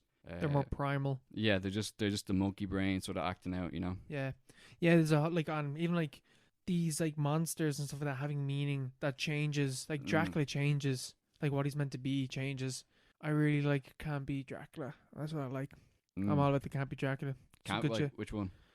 Just the idea of like a very fucking suave, very sexy vampire. A little bit of camp in there. You got me. I'm all there. Like Orpats. And then zombies as well. Like zombies are such a thing though. You can just slap on meaning to them. Yeah. Like they always change. Like the first Night of the Living Dead, the whole thing is like to do with like racism. Is basically what they're talking about in that film. And then Dawn of the Dead, which is, have you ever watched Dawn of the Dead? I've never seen it. Man, the old one. Yeah, the George A. Romero one that came out in like the 80s. Oh man, I've seen Night of the Living Dead and I've seen Day of the Dead, and then I went back to watch Dawn of the Dead. Dawn of the Dead is so fucking boring compared to those two. Why? What goes on? Nothing. Like nothing really. And I need to go back because I was pretty young when I watched it. So maybe if I go back now, I'll appreciate it a lot more. Because like in that film, the whole thing is like the zombies. It's the one in the fucking shopping mall, and the whole thing is like consumerism. Fucking zombies walking around. We're all sheep. Fucking going around buying whatever we want to buy and stuff like that. But like that, the zombies are like consumerism. And then he made Land of the Dead, which is about like unionization. What? Yeah. Oh, really? Yeah. How's it about unionization? It's about zombies unionizing, basically, because it's about like zombies unionizing. It's about because they're on a Wait, when was this made? 70s, 80s, no 2000s. 2000s. Yeah, Wait, what? Like I think Romero made this Romero made it. Yeah. in the 2000s, and like, is it like anti-unionization? No, it's about because they're in a company building and they're all the rich people are at the top of the building, and the zombies are coming in from beneath to take them down. Yeah. So it's about that. And then Diary of the Dead, which I watched, which is fucking shite. It's one of the worst fucking films I've seen. I think I remember seeing that in like Extra Vision. Yeah. For like, and I looked at the back and I was like, and that whole thing is about like the media lies to you, man. The media aren't telling the truth, because it's like, well, are they wrong? no, they're not wrong, but Well, like how do they go about it? Yeah. they're going about it that like one of the guys is going around with a found footage film, and he's like shooting a documentary. Oh, right. And he's just like, someone's getting eaten by a zombie. And he's like, no, wait, just pause for a second. I need to get this. So he's like, I want to portray what's going on, right, yeah. instead of actually helping people. So the message completely trumps the characters, which makes you hate every single fucking one of them. Yeah. Especially the guy with the camera who you're following the entire fucking time. He's the worst, and he's so fucking annoying. And then just constant talks about like, media, man, they lie and stuff like that. It's like constant. So the guy behind the camera is a zombie in himself. Maybe. Yeah. Yeah. And then in 28 Days Later, it's like, yeah, like, That's a great movie though. Fucking Great movie. unreal film. Yeah. And the whole thing in that film is like panic and stuff like that. Like post 9/11. Again, back to that we were talking about before. The post 9/11 images are in that film of like empty streets and like missing posters everywhere, directly taken from 9/11. Yeah. When was that made? Actually, 2008. Was it? All right. 2000, maybe it's 2005, 6, 7, 8, somewhere around that time. Yeah. But yeah, I remember that's a really good movie. Yeah. That and Walking Dead is actually really good at the start as well. Walking Dead's good at the start, but then yeah, I dropped goes out. on for way too long. I dropped out after like 2 seasons. You got out the good part. Yeah. I watched it for 7 seasons. I gave up. I gave up around time, or just before Breaking Bad ended, because I remember AMC had all those great shows back then. Oh yeah, AMC is some good shit. Yeah, back then anyway. And there's this HBO are back being top dogs again. But yeah, zombies are mad, you know. Yeah, they're. I love a good zombie film. But yeah, the whole like romantic stuff that you're talking about with Frankenstein. How much of that do you think is in Dracula? Oh yeah, I think actually that's a good point. Like the fact that they're almost sort of, they're very tied together. Yeah, it's like a duality. Like Frankenstein is almost the result. It's like conservative in the sense that like this is a monster that's been created by human intervention in science and nature. The modern Prometheus, like this is what happens when you move forward and you intervene in the world around you. You try to play God. Yeah. And whereas Dracula's like this sort of romantic, sort of almost like tragic figure of like the old guard, the old aristocracy that is just like living in stasis, is immortal. It's a romantic vision of it. It's like this guy died, but he lives on with us. Yeah. It's basically like a conservative look at it. I think he's like an inherently conservative character. Oh yeah. Yeah, he's living in a fucking castle in the middle of nowhere. Yeah. He's so detached from everything around him. Yeah, and he just lives there forever. Like he never changes. That's the whole point. Never ages. Can only die when someone sticks a stake in his heart. Yeah. And even like the Christ imagery and stuff like that. Good. A good monster, I would say. Yeah, definitely. Yeah. Good monster. Vampires, they're good shit. I would think Underworld. Did you ever watch those films? No. I feel like they're on the same level of like Resident Evil films, which I fucking love Resident Evil films. Which I guess we can start talking about like some of the, because I asked during the week, we're about to finish up on our Twilight saga, but maybe an epilogue coming in the future, maybe. It's in the works. But talking about like, what series do you recommend? We got the Hunger Games recommendation, Maze Runner, Dark Knight, Lord of the Rings, Godfather, Harry Potter, the MCU, and Transformers, and then your mom recommended Ice Age. My mom. Yeah. Yeah. I think Maze Runner and what was the other one? I think Transformers might be Transformers. Yeah, I think they might be a show. See, the problem and they're relatively short. They're 3-4 movies. There's like 5. We're not going to watch the recent Transformer movies, like, especially Bumblebee. See that one come out? Oh no, we're not going to watch that. No, not that. It's going to be Michael Bay. That's it. Michael Bay ones. See, I want to. If it happens. Unfortunately, Killian, Murphy, and Jenna, Lord of the Rings, Godfather, Dark Knight, they're good. They're good movies.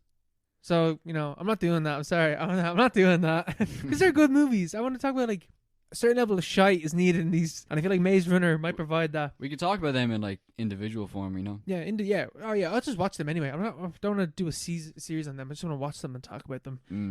Hunger Games, again, that's just like, they're not like shite. They're pretty alright. From what I remember of them, they're pretty good. Especially the second one. The second one's a good film.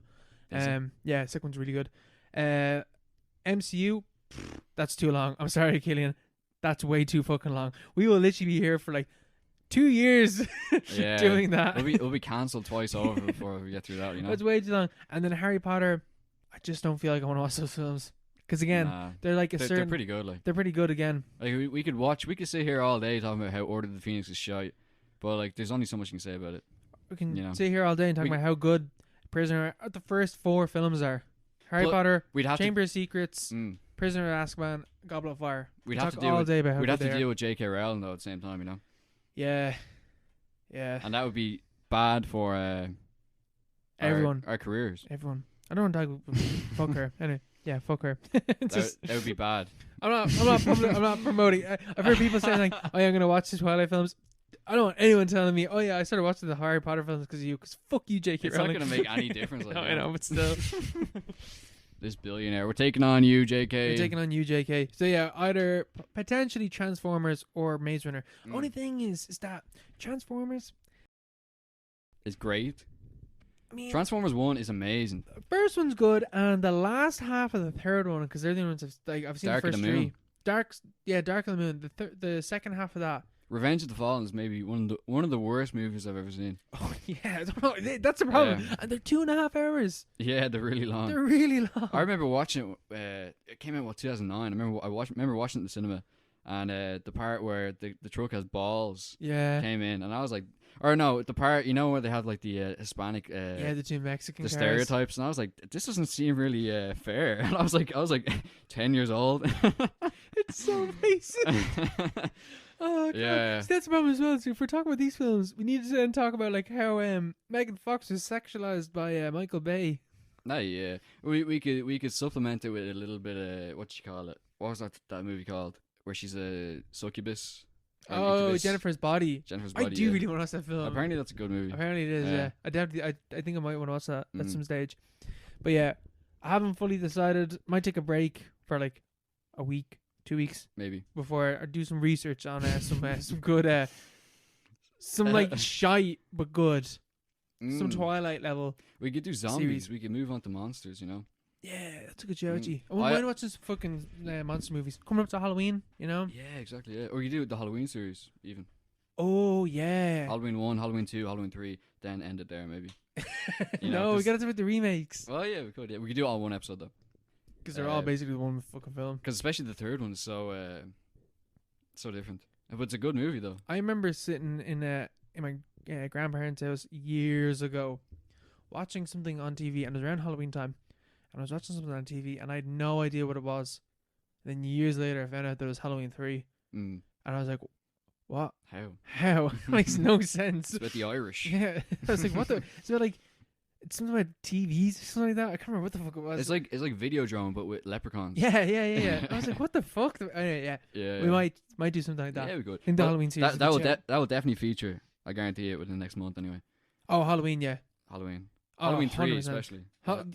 Yeah, because it's already touched on. Also, Halloween 1 and 2, like Breaking Dawn Part 1 and 2, they start off immediately after each other. The second one starts off immediately after the first one, so... Yeah, definitely. Yeah, I think I might do that because I've only seen first Halloween. Oh, really? A perfect film in my opinion. Very good. Very good. I remember that time when we were in Arklow, and I said to you like, I was like, oh yeah, I've seen Halloween, and you're like, oh yeah. I was like, what you think?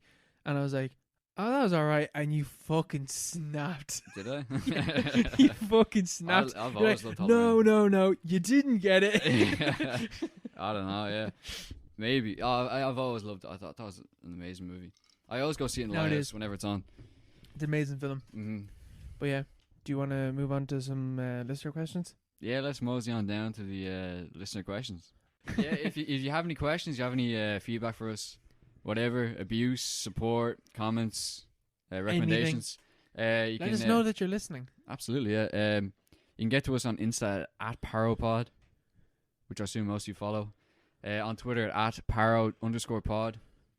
Or if you're one of our elderly listeners, you can get to us at theparopod@gmail.com. Yeah. Also follow the Twitter because last episode we uploaded. I shared a H-Bomber guy video where we're talking about Perfect Blue. Got stuff about that I want to share, and I got stuff about the capitalist realism stuff as well. So follow the Twitter, and I'll be sharing resources on that. Yeah. Both me and Mark will be both doing that. So Yeah.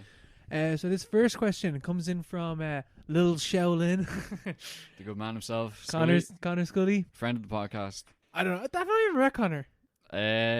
I think you might have once. Connor, hit us up and let me know if I've ever met you before, because I don't know if I have. So just let me know. Sorry if I have. But Connor asks, what was the last truly original film that we've seen? It's an interesting question. Like, what does it mean to be original? Yeah, because we could say films based on a book. But that's not original. That's not just original. based on something else. It's based on something else. So you have to think about something that takes advantage of the medium that's in And a film. And it tries to not be like directly influenced or like take ideas from other films too much. I feel like, I don't know, one of my recommendations, or one of the films I thought of, definitely has taken ideas from other films, but Yeah. I tried my best. I'd say Elephant. It's a film by Alan Clark. Great director, great British director from. He's active in like the 70s and 60s, 70s, 80s mainly. It's a film about. It's actually about Northern Ireland. It's about the Troubles. Yeah. And it's very short. It's about 80, 90 minutes long, and I think it's shorter than that. it's like an hour basically. Yeah. It's very short anyway, but it's about, or there's no narrative really. It's just a series of killings that happen. Yeah. And it's sort of like first person. Like the whole thing with Alan Clark, he's following one character, from behind as like a tracking shot forward, and just follows his character's path. And he's following different killers, people that go in and just like take someone out in like a shower or just like on a the football, street, on the street, on a pitch. And there's a lot to talk, like to sort of analyze about it, but it's something that you watch and you come up with your own ideas. Yeah. Like it's also about like the senseless violence of the Troubles and because you never know. You don't know who's a Protestant and who's a Catholic. You that's don't know the thing, anything about them. Yeah, it doesn't matter. It's just completely senseless. It's completely like, maybe it ties into what we talked about with Gaspar Noé, the way he sort of puts you, or the French Extremity puts you into that moment where you're just there experiencing this horrible thing. Yeah. And it's like a more authentic cinematic experience. So I think it's really original movie, and it inspired a lot of people as well. So I think it's worth watching. I haven't fully seen that one. I've seen the Elephant, the 2000 one. Yeah, which with is was it Gus Van Sant? I think. Yeah, and it's like the Columbine massacre. Yeah, you can apply it to anything. Yeah, and it does the senselessness of that as well. Mm-hmm. For my original film, basically a whole director, writer, more or less any Charlie Kaufman film, like especially Eternal Sunshine of the Spotless Mind. I think that's a genius film. Accessible as well. A very accessible film. One of his more accessible films. Anomalisa, another stop motion animation, but uses that medium in such a unique and ingenious way, I think. And then Synecdoche, New York, which I did not understand whatsoever when I watched it first. It's that original. It's that original. It's a very complex film with a lot of meanings within it. Adaptation, which I think we talked about in the podcast. Yeah, we've mentioned it before. Yeah. Again, Jim Carrey. No, it's Nick Cage. Yeah. Oh yeah. In Nick Cage. Yeah, Jim Carrey's in the other one. Yeah. In Eternal Sunshine. Yeah. Inside John Malkovich. Haven't seen that. It's about John Malkovich. Sure, it's fucking genius. And the new one.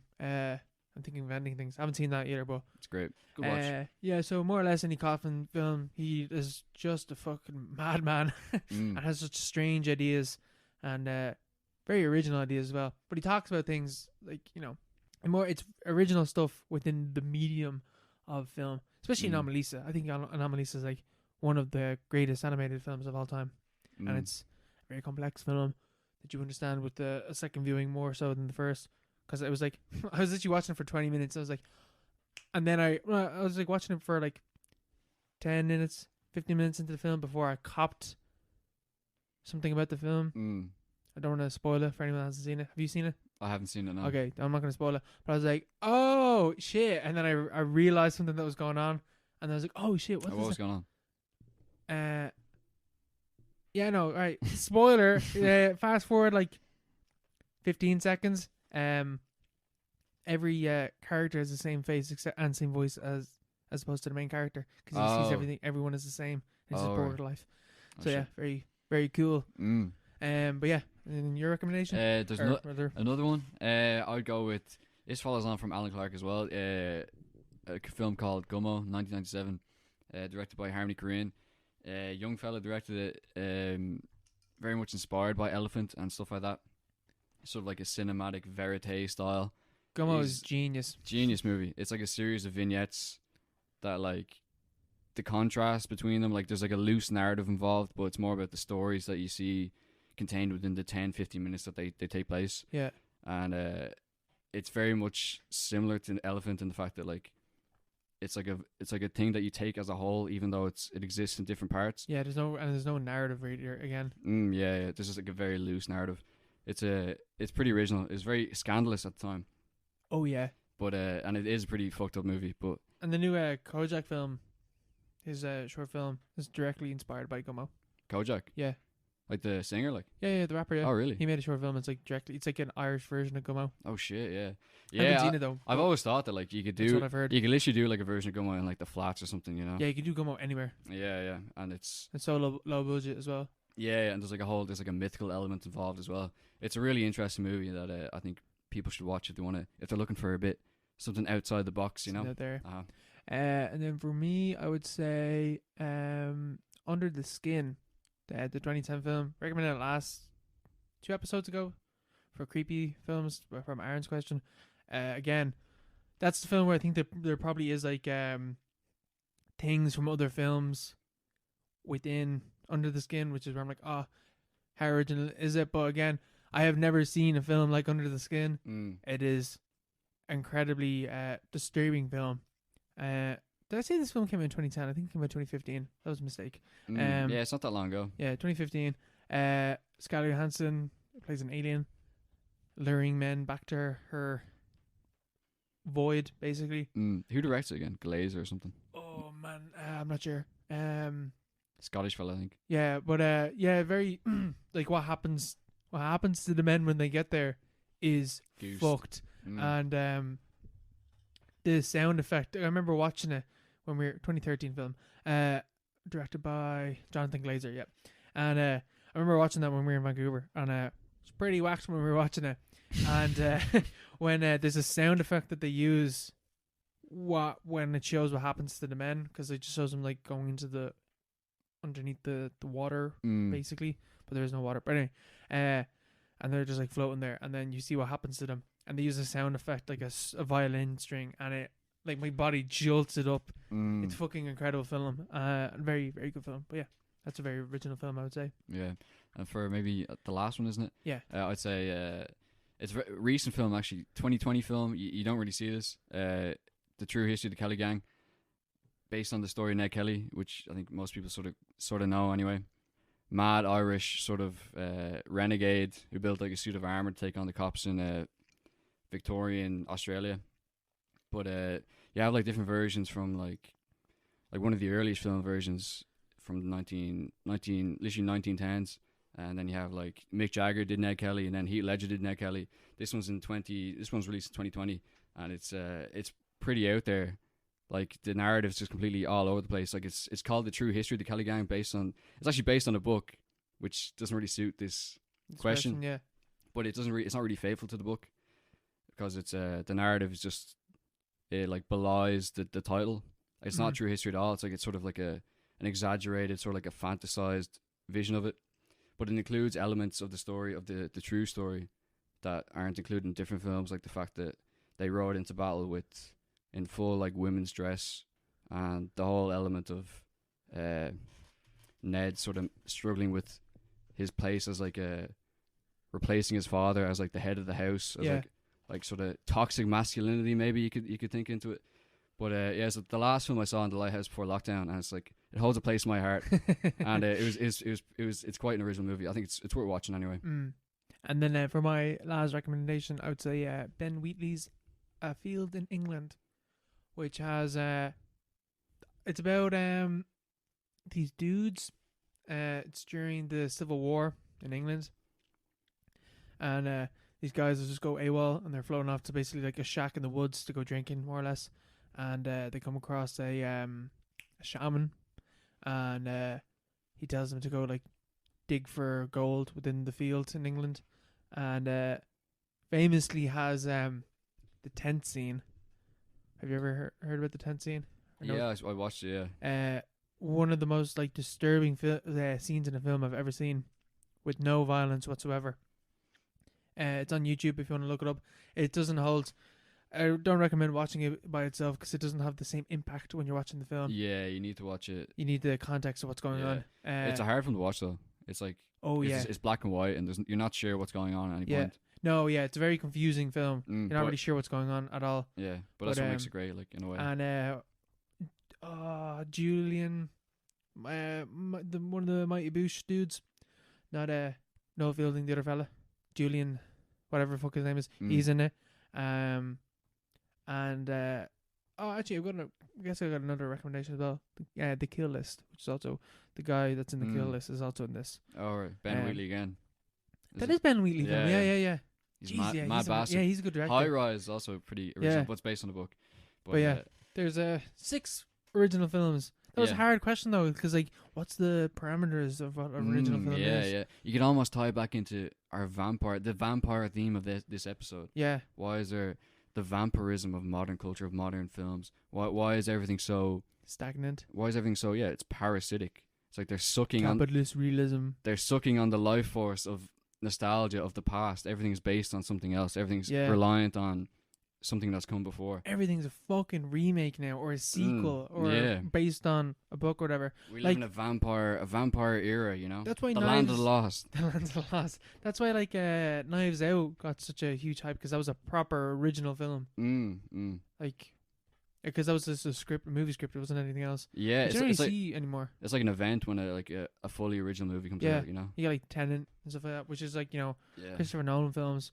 But like, Christopher Nolan films are like based off like a lot of stuff. Like I feel like because to jog the brains of thinking films, was looking up like lists of like original films, like, and Inception was there, and Satoshi Kon, the guy that I recommend that made Perfect Blue, he directed a film directed a film, Paprika, 2006 film, that's all about dreams, and like has like machines where you go into other people's dreams and everything, and like moving about dreams, and like dreams coming into reality and stuff like that, which is what happens in Inception.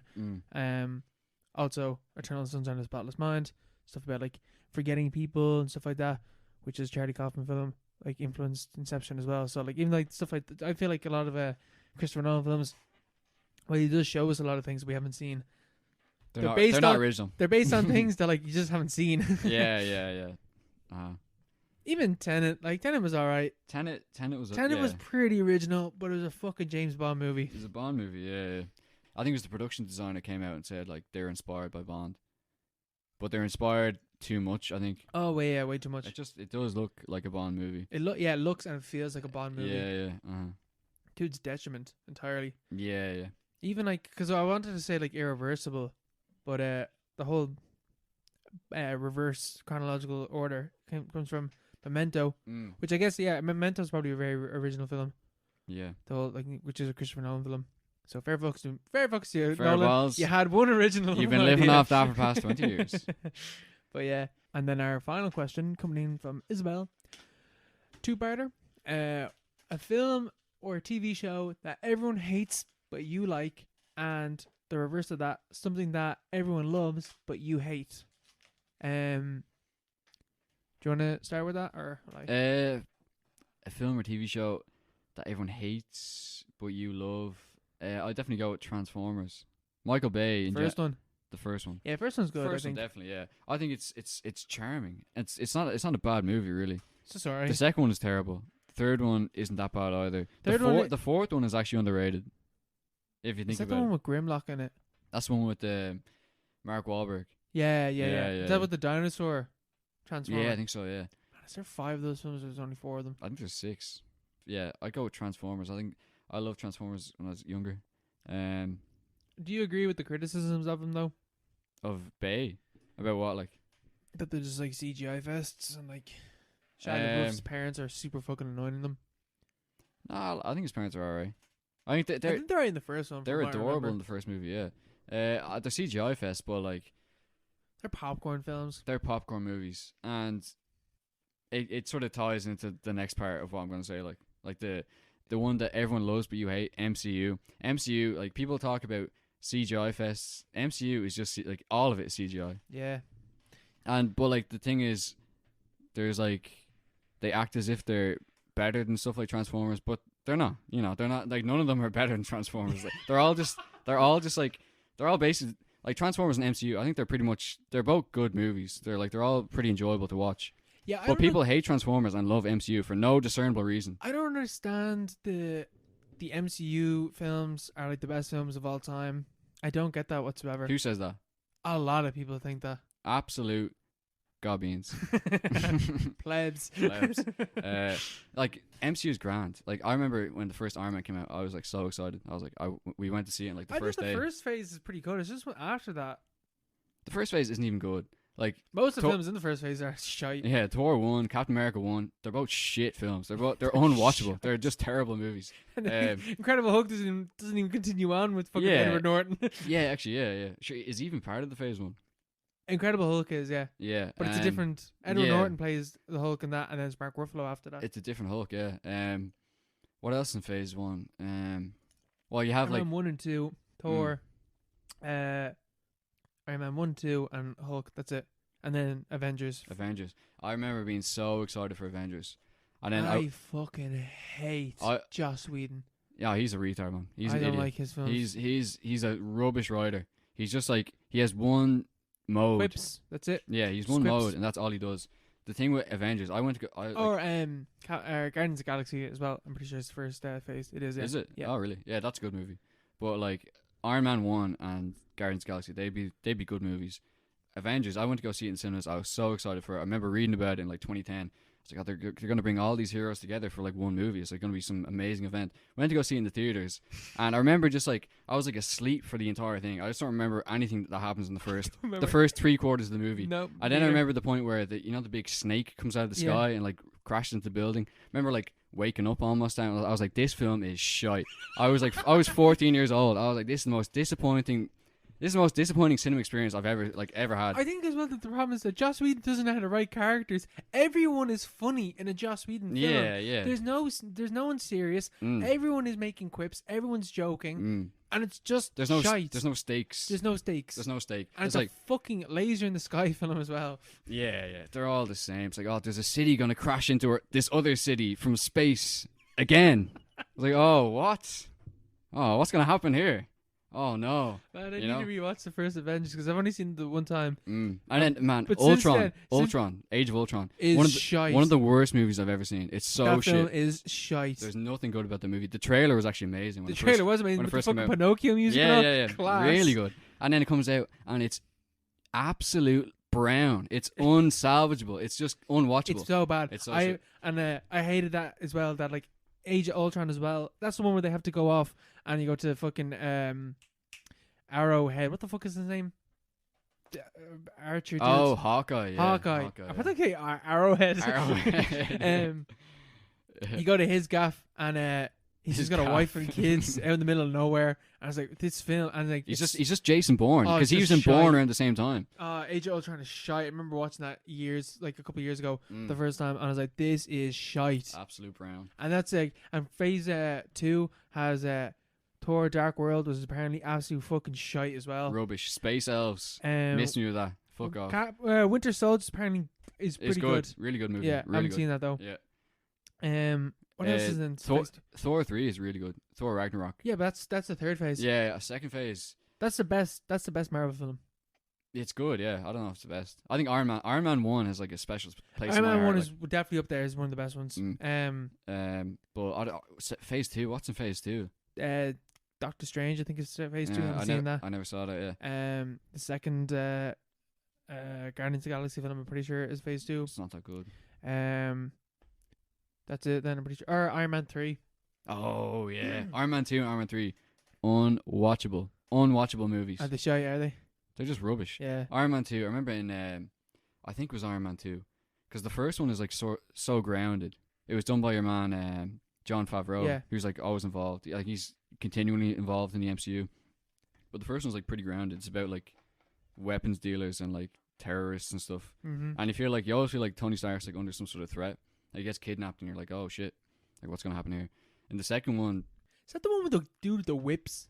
yeah, with In Whiplash, the fucking, Mickey Rourke. Mickey Rourke, and he's like walking through the fucking Formula 1. Yeah. Like the final battle, the big boss battle at the end, he like has like this nuke, like he has like this new suit, and he has like it's like a nuclear weapon or something like in the shoulder. And he's like, oh, this is it's been building up the entire movie to this point where like he's gonna unleash this on the big bad guy. Mm-hmm. And he's like, oh, here you go, Whiplash, whatever. And he shoots at this fucking bad guy, and it just hits off his armor and just like it's like poink onto the ground. I was like face palming. I was like, this is just the whole point. Like, there's no stakes whatsoever. Especially, I think as well with Marvel films as well, is that you know that there's another film coming. It's like, oh, nothing's gonna happen to these characters. There's no danger here because I know I've seen them in the trailer for the next film. Yeah, it's the thing with there's like that whole thing about Spider-Man dies in fucking Endgame or Infinity War. And they announced that the fucking sequel is coming up for fucking Homecoming. It's like, what's gonna happen here? It's like, what do you think is gonna happen? Like, there's no emotional aspect to this because he's just gonna come back. Yeah, that's the whole point. There's a part 2 to this. I wonder what's gonna happen in part 2. Spider-Man just died. One of the most iconic characters in film history just died. Oh, there's a part 2. Yeah, I don't know what's gonna happen there. Yeah. It's like, I wonder when this is gonna take part in the timeline. I haven't watched them all. Neither have I, actually. Yeah, I've really fallen off. But I wouldn't really have that much to say about them anyway. I don't think. I know that people love them. Yeah, people really like them. Yeah. Yeah, I think I don't hate them as much as you hate them, but I don't know. Like, I'm more annoyed at the fact that people think like they're the best films of all time. Yeah, compared to like Transformers. Like, Transformers is a good movie, but it's good in the same way that like Iron Man's good. It's like, it's just a fun movie, and there's like Shia LaBeouf's like, oh, he's just a kid. There's something at stake here. I think the first Transformers film was pretty funny as well, from what I remember when I was a kid. But it's not viewed in the same way. That's my sticking point. Yeah. Similarly, something that I don't like that everyone likes: Star Wars, all of it. Oh, I don't like any of it. I remember watching the first one, the original, very first Star Wars New Hope, and I was like, that film is okay. That is the most okay film I've ever fucking seen. And then I watched Empire Strikes Back, which is like, greatest film of all time. Yeah. And I was like, that film is okay. That's an alright film as well. And then didn't even watch the third one. Couldn't get through the third one because like, this is fucking boring. I don't care. And then seeing the prequels, I was like, these are shite. These are just bad. Watching Force Awakens, I was like, that is just the first film remade, and I've heard nothing but good. I haven't heard anything good about the ones after that, so I didn't watch them. Yeah, I do not understand why these are still such a huge fucking thing. Nerds from the 80s need to fucking find something good to like. There's something about it as like a cultural touchstone, like. Yeah, like with the MCU, you have all these different characters. Like, there's no real like central narrative. Whereas with Star Wars, you have this like you have Darth Vader, Luke Skywalker, these like icons that you can hang on to and that you can relate to different. Oh yeah, they do hang on to them. They really do hold on to them. They really like cling on. They really really cling on to them because that's all they fucking have. Yeah. But like, the end of Empire Strikes Back. Yeah, Luke, I am your father. That's even that somebody says, but yeah, that's. Yeah, I am your father. No, I am your father. Oh yeah. Yeah, whatever the fuck it is. But like, do you not feel something there? Nope. Or even Return of the Jedi when he throws Palpatine off the ledge. Well, the good thing is that I didn't even get to that stage because I thought that film was so fucking boring that I didn't even watch it. No, but it's good. It's good. But like, yeah, I know what you mean. I watched it as well, like during lockdown. I tried to rewatch them, and I tried to rewatch Empire Strikes Back, and I was like, this is boring. Yeah, this is boring. Yeah, I got to about before he like cuts open the fucking Yeti that abducts him, Luke Skywalker, and I was just like, this is going nowhere. Man, I know where this is going, but it's going nowhere.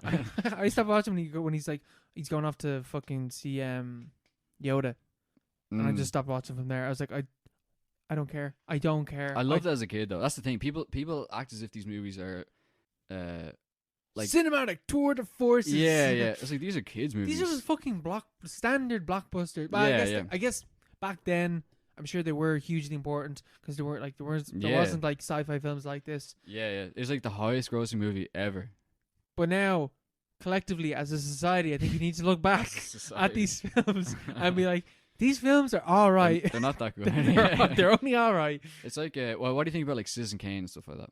I mean, I understand why Citizen Kane. I can look back. I'm like, okay, I see why this film is so important. Yeah, and I think it's good because I think it's still pretty unique. But like how, you're going to all these characters and they're telling you a perspective of what they had of Kane, and you're getting different looks at Kane from all these different perspectives, and then the whole Rosebud thing, and that Rosebud was like the sled that his man was on, which the first time I watched the film, did not get that at all. Did not understand that whatsoever.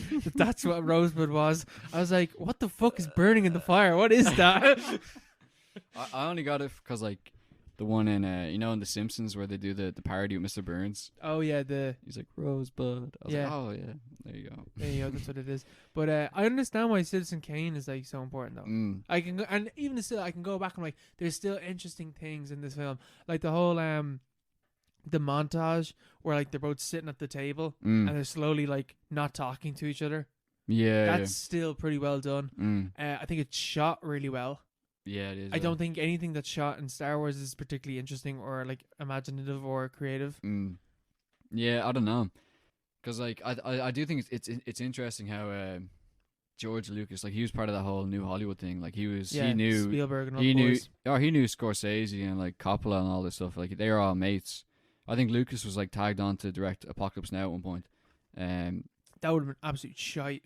No, he's a good director. Like, you know, what else has he done besides Star Wars? Oh no, he had that Jones. one. Indiana Jones, Yeah, and THX Thing or whatever. Oh yeah, what the fuck is that? It's like a mad sci-fi movie. Like, yeah, it's mad out there. Like, yeah, like he was a good director.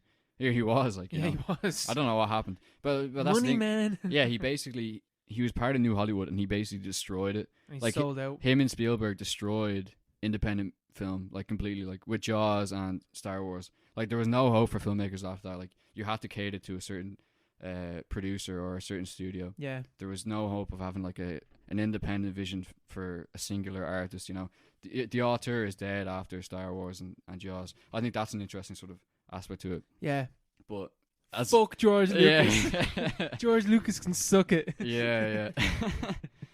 Definitely. But then in terms of a film that I like that everyone hates, the Resident Evil movies, past the first one. I think the first one's pretty fucking standard, pretty boring film. But after that, they get weird with it. Although I do hate the last one. I thought the last one was pretty shite. How many are there? 6. 6. The third one and the fifth one are by a mile the best ones. They're phenomenal. They're like, I was hoping. Wait, what's it about? For people that are uninitiated. They're like zombie movies, but they're not really zombie movies. Basically, they follow the character Alice, who gets they're based on the video games Resident Evil, and basically the first film, there's a lab. They go down into the lab, and the zombies there, and it's pretty standard, and whatever, they're trying to escape. Then the outbreak happens where the zombies get out, but Alice is infected with the T virus, which is what makes them into zombies, and Alice is basically a superhero and kicks the shit out of fucking everything. Yeah. And they're corny, they're cheesy, they're stupid, they're a lot of fun. Watch them, do not take them seriously, and you will have a blast. Specifically the third one and the second one and the fifth one. The third one's like a Mad Max kind of film. Oh, really? Yeah, the third one is like a Mad Max kind of film. The second one is... So, first one, lab. Second one is in a city with an outbreak, and it's just stupid goodness. And the third one's like a Mad Max film. Fourth one is pretty fucking stupid. And it has... Right, anyone that's listening to this, I need you to hit pause on this. And I need you to look up Albert Wesker Sunglasses Resident Evil Afterlife on YouTube. Watch that scene. If you watch that, you will understand why I love this series so much. It's genius. We'll stick a link in the description. Oh, 100%. That is going in. That's gonna be fucking posted on the Twitter. That'll be our ad. And then the fifth one, they're in a underground Russian bunker kind of thing, but there's like it's like a test facility where they're testing to see how the T virus works. And they're in like there's like Moscow is like being recreated and Tokyo has been recreated and a suburb is like they're in like cities have been created underground Oh, and they're going from different each one to get to escape the lab. It's kind of like the first one. Oh wait, and they're so much they're better. in like the red square or something. Oh yeah, they are. It's so good. I think I remember that. Man, Or maybe show it to me. I think fifth one is the best one, and then the sixth one's alright. Sixth one's okay. All right, So that's there. we'll do a There's series. 6 films that I love that I want every film to be like. I want more series like this. I want more Resident Evil films. And then as an add-on to this, I guess, because I think we both have the same opinion about this director. One that everyone loves. Oh, this is going to be controversial. Yeah, it is. It's going to be controversial. Tarantino. What will we do with Tarantino? Right. I was thinking, right, like people fucking love his films. I think Hateful Eight is shite. I think Once Upon a Time in Hollywood is a weird film, and then the ending's pretty good. I haven't seen it. It's alright. It's alright. Like it's grand. I love Inglourious Bastards. I think Kill Bill 1 and 2 is alright. I think Kill Bill 1's good. I think Kill Bill 2 is pretty. Kill Bill 1's good. Yeah, definitely. Yeah. Well, most of it is. But like the thing is, like all these movies are pretty good. I think Pulp Fiction and Reservoir Dogs are amazing. Like they're very well written, and they're just good movies. Especially Pulp Fiction is probably my favorite out of his oeuvre. Yeah. Or whatever you call it. Yeah, whatever the fuck it is. But everything since then it's not that good. It's like they're No, good, it's but not. they're not. They don't deserve the reputation they get. Django's not that good. It's alright. Inglourious Basterds, controversial maybe, even in this room. I don't think it's that good either. I think it's great. But yeah, fair. You know, Yeah. but it's just one of those things. Yeah, it is just like it's kind of in the vein of like MCU and Star Wars. Where it's like it's good, but It's not that good? why is every one of his films like a fucking cultural milestone? Yeah, definitely. That's what I mean. And it's kind of like Nolan as well. I feel like as well. Like again, Nolan films pretty decent. Not the best films ever made, I don't think. Like he has a lot of good movies, like Dark Knight, Memento, Prestige, even. But like, even now, he's exposed himself with releasing Tenet in 2020. Like we were even talking about that before. Memento 2000, Inception 2010, Tenet 2020. They're all the same movie basically. Yeah, they're all Just- the idea of time. Just time. Just like, oh, it's a bit weird the way he's doing it in this movie. Like that's it. Like Tarantino's just like it's all really super edgy. violent and Yeah, like it's the like ultra- dialogue is like his dialogue has not progressed since Pulp Fiction. Yeah, that's a good point. Like he started out as an amazing writer. Like Reservoir Dogs is so perfectly written. Like the opening scene is like taught in classes for like how to introduce yourself to a movie. But he's never experimented with that. It's like he did that and everyone gave him loads of good feedback and he was like, I'll just keep doing this for the next 30 years. I will you literally know? just remake my films in like different scenarios. It's like the same way like especially since Inglourious Bastards, like ignoring Hateful Eight, like Inglourious Bastards. Oh, I'm gonna reimagine World War II. Then Django. Oh, I'm gonna reimagine slave trade. And then Once Upon a Time. Oh, I'm gonna reimagine the 60s, the Manson murders. I was like, okay, Alright. like all right, cool. Mm. Yeah. Again, like I think Hateful Eight is shite. I think it's. I remember you told me before it's not worth the celluloid that it was fucking printed on. Yeah, because he has this obsession with film. The same thing with Nolan as well. It's a bit weird. It's like admirable in the sense that like they have like this obsession with the medium itself. Like they actually care about Analog. Yeah, they care about the medium, but they don't use it in any way. Like there's nothing about their movies that couldn't be done on It doesn't digital. need to be. Yeah, it doesn't need to be on film. Like even like Hateful Eight doesn't look like it's on film. No, it doesn't. It's so clean. It looks like it was filmed digitally. And then he goes, "Oh, you can watch this in fucking 28 by fucking 49 panorama film celluloid in your local IMAX 4D or whatever." It's like I don't care about that stuff. I just want to watch a movie, you know. I just want to watch the I film. don't care about this stuff. Yeah. And you pay fucking 40 quid to watch it, you know. It's all a scam. You see, it's on American Netflix as well. It's like the director's cut is 4 hours long, and it's a miniseries. That film didn't even need to be 3 hours long. Fucking hell, like it's so 4 hours. Up his own fucking hole. Yeah, that's the thing. Like that's just up your own fucking hole at that stage. Well, I love his character though. Like he's so awkward. He's such a weirdo. awkward. He's a fucking creep, absolute creep. His obsession with feet and farting and shit, and his thing for fucking Uma Thurman, so creepy. He was going out with Uma Thurman like a few years ago. Probably fucking she gave in to his like weird feet. Yeah. She's like, okay, Quentin. Yeah, after about 20 years. I don't know. He's just a strange guy. He's like strange. Like he started out as like this anime obsessed fucking video store clerk back in like the 80s. Yeah, that was the whole thing. That He's that's just what he's based in. Of like he just like kind of remakes films that he likes. Yeah, that's the thing. Yeah. He borrows, which there's nothing wrong with that at all. But he borrows it and doesn't do anything terribly interesting with it, really. No, in my opinion. Especially like I think as well, like Kill Bill is just like remaking like samurai films from and like Bruce Lee, like the iconic Kill Bill costume is literally one taken from Bruce Lee. It's just like you're just making a super violent, super high budget samurai movie, and like that's cool or whatever, and you're just taking from all these other films. But that's all that it is. That's all that it is, really. Yeah, you're not a fucking mind of your generation or whatever, you know. No, and even like Kill Bill Volume 2, got nothing to say about that film. Nothing. Yeah, but like that's another thing. Like Tarantino movies. Will they talk about Tarantino movies in 2070? Do you think? Yeah, probably, because they're gonna look back and like, oh yeah, postmodernism, like referencing. Look how they killed cinema. Look how they destroyed film.